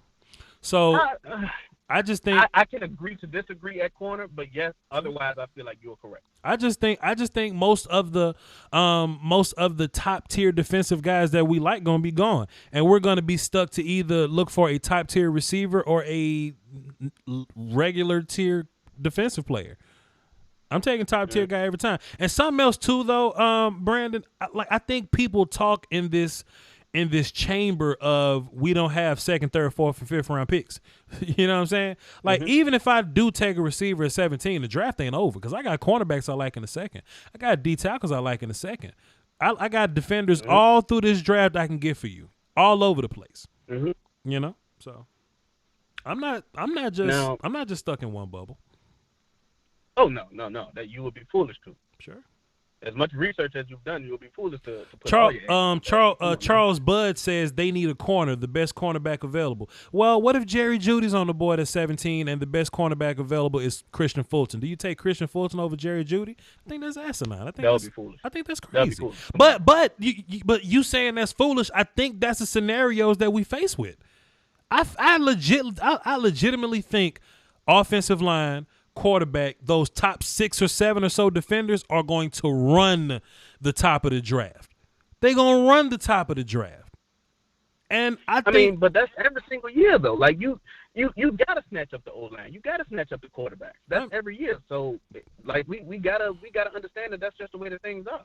So I just don't see the top tier defender on the board being better than the receiver on the board. I just don't see it. Hey, Voch. Yes. Hey, Voch. Yes. I just want to address your chat box right quick. Yes, sir. Sam Z just said, "What if Okudah is available at 17?" Okay, Brandon, we ain't gotta stop and talk about stuff like that. Come on, man. Robbie dropped 10 to super chat. Says, "Keep it up, Voch. Gotta run. I'll listen and learn later." Appreciate it, Rob. We about to wrap up right now. You ain't missing nothing, homie. Thanks for the dime. Go ahead, Brandon. I'm gonna address some non-Cowboys things just because I don't want to keep you on here forever. I could talk about draft all day, but anyway, why do you think that the Redskins have given up on Dwayne Haskins? Like, why? I don't think they've given up on him. But if Voch was the GM, I just don't think Haskins is good enough. I would rather just get a better quarterback. And this ain't got nothing to do with Cowboys hating Washington. This ain't got nothing to do with Haskins playing bad last year. If you look at my draft evaluation last year, I just wasn't high on Haskins anyway. I just wasn't high on him. Yeah, you actually wanted him to come to the NFC East so that we could terrorize. So I can beat the shit out of him, absolutely. But if I gotta do mock drafts, I gotta be fair to Redskins fans. I gotta be fair to Giants fans. I don't want Giants to get Jedrick Wills, but if I'm gonna be fair to them, I try to be fair because I belong to everybody in draft season. I'm Cowboys every other time, but I belong to everybody right now. And to be fair, I think Tua is an upgrade over Haskins. And if you got a problem with Tua hip, just keep Haskins. Keep Haskins. That wouldn't be the first time. That wouldn't be the first time Washington had 2 possible starting quarterbacks on their team. They had Robert Griffin, but they also went and got Kirk Cousins. So it don't hurt to have a backup plan. Too. Yeah, same draft. Same draft. Yeah. I 100% think that Tua is an upgrade over Haskins. But is that potential upgrade greater than the potential for getting Chase Young? Like, hold on, time out. Wait a minute. Mekhi Becton's drug test got flagged. What happened here? Hold on. He says, oh man, and of course that happened as soon as I get out of that business. He says Becton. He says Becton is one of multiple players flagged for drug tests at the combine. Boy, I hope CD one of them. Boy, I hope CD. I hope CD. Now wait. Hold on. Hey. What if Okudah is one of those guys? Hey man, look. Now I'm not saying that anybody at the old lab put something in a sample. Put something in a sample. I'm not saying somebody did it on purpose. I'm just saying, hey. Yeah, you know what I'm saying. We've had conversations about the type of work that I did. Yes. You know, for a 3-letter league. Yes. But I'm not gonna say that stuff would or would not happen. I don't know. I don't think it matters. I don't think drug tests matter in the 2020 Nashville, and that's probably why they was passing blunts around at the combine or whatever, because they know they're not getting suspended no more. And exactly. It don't matter at all no more. Yeah. Because unless a dude treating his nose or tapping his arm. Yeah, that's rough. No. and ain't nobody worried about a drug test. Yeah. Ain't nobody worried about that. Because all they're gonna do is cost the player money, and they're gonna move on. Right. So yeah, You're not nothing gonna play changes. for game. Nothing changes. Yeah, absolutely. But if you get caught with a gun under the seat, that's different. What was the Pusha T song that you said he had to be listening to driving from Canada? Hard piano. Yeah, a smooth 88. Yeah. Of them things with a gun under the seat at the same time. Listen to hard piano. Then we got a problem. Better not be. But, Better not be. Yeah, go ahead. No. Go ahead. Nah, man. I'm just saying, bro. I just don't think. I don't think the drug testing matters anymore unless you're a buddy that got caught with 120 pounds in the trunk. That's different. That's trafficking. that's trafficking and intention to sell. You know what I mean? That's different. But passing blunt to combine, I don't care about none of that though. But go ahead though, Brent. Go ahead. At all. Go ahead. So we know about you guys in the first round.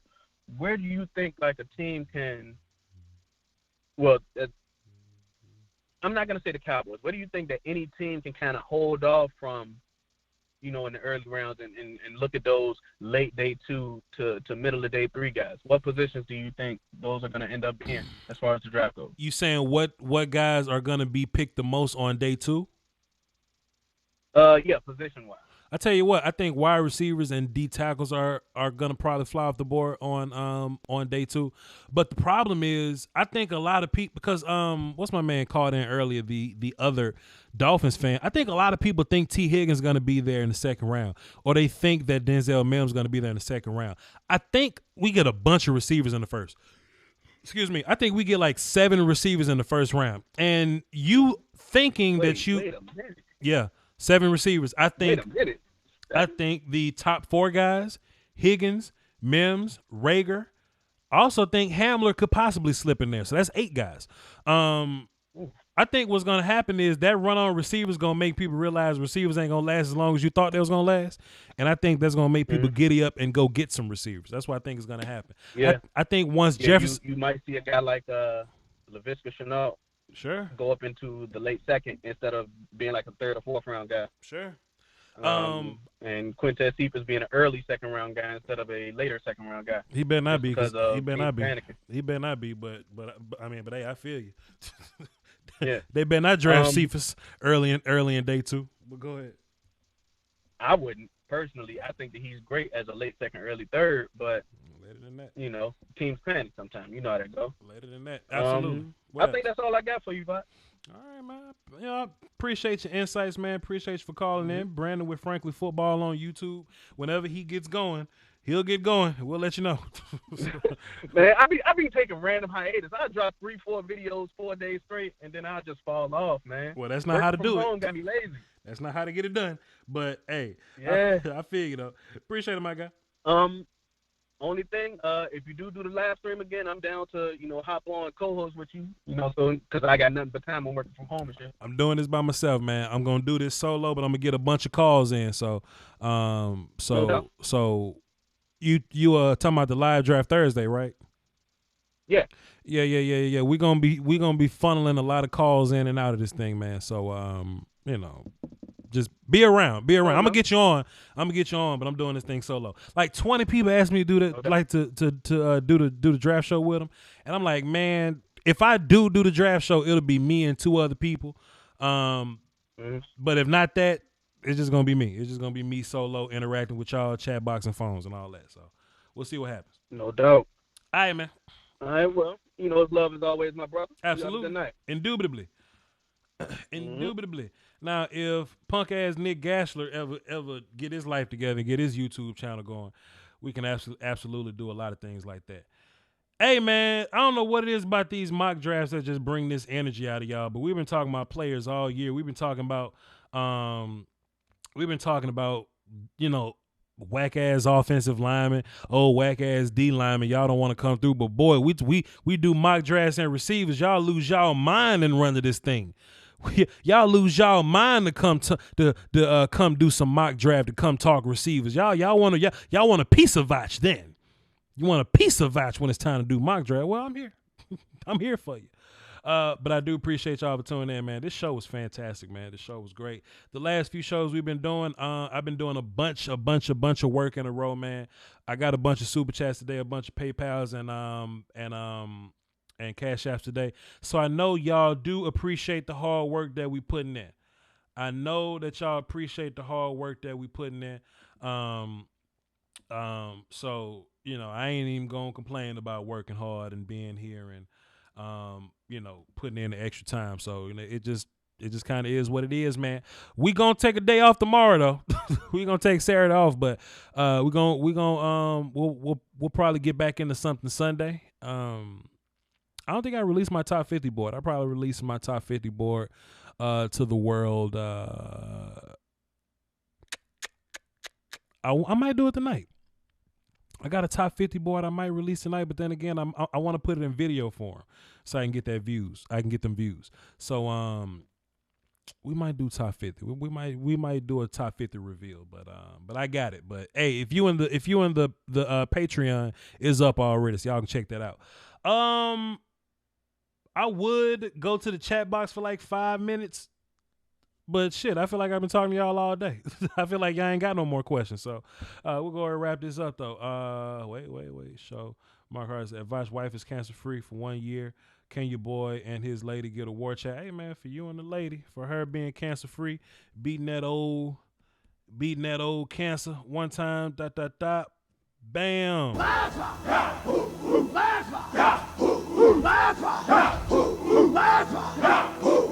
Chat box, clap it up for Marcus Harrison and his wife being cancer free for 1 entire year, 12 months, 365 days. That's a blessing, I chimp. You know what I mean? But with that being said, though, this was fun. This was a good show, long ass show. But hey, I hope y'all appreciate it, man. We here. We gonna be right back at it.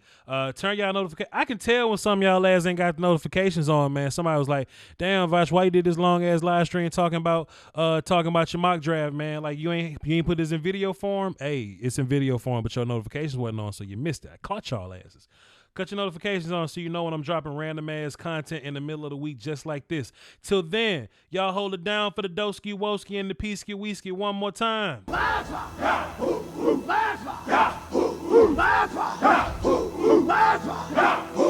Peace, y'all.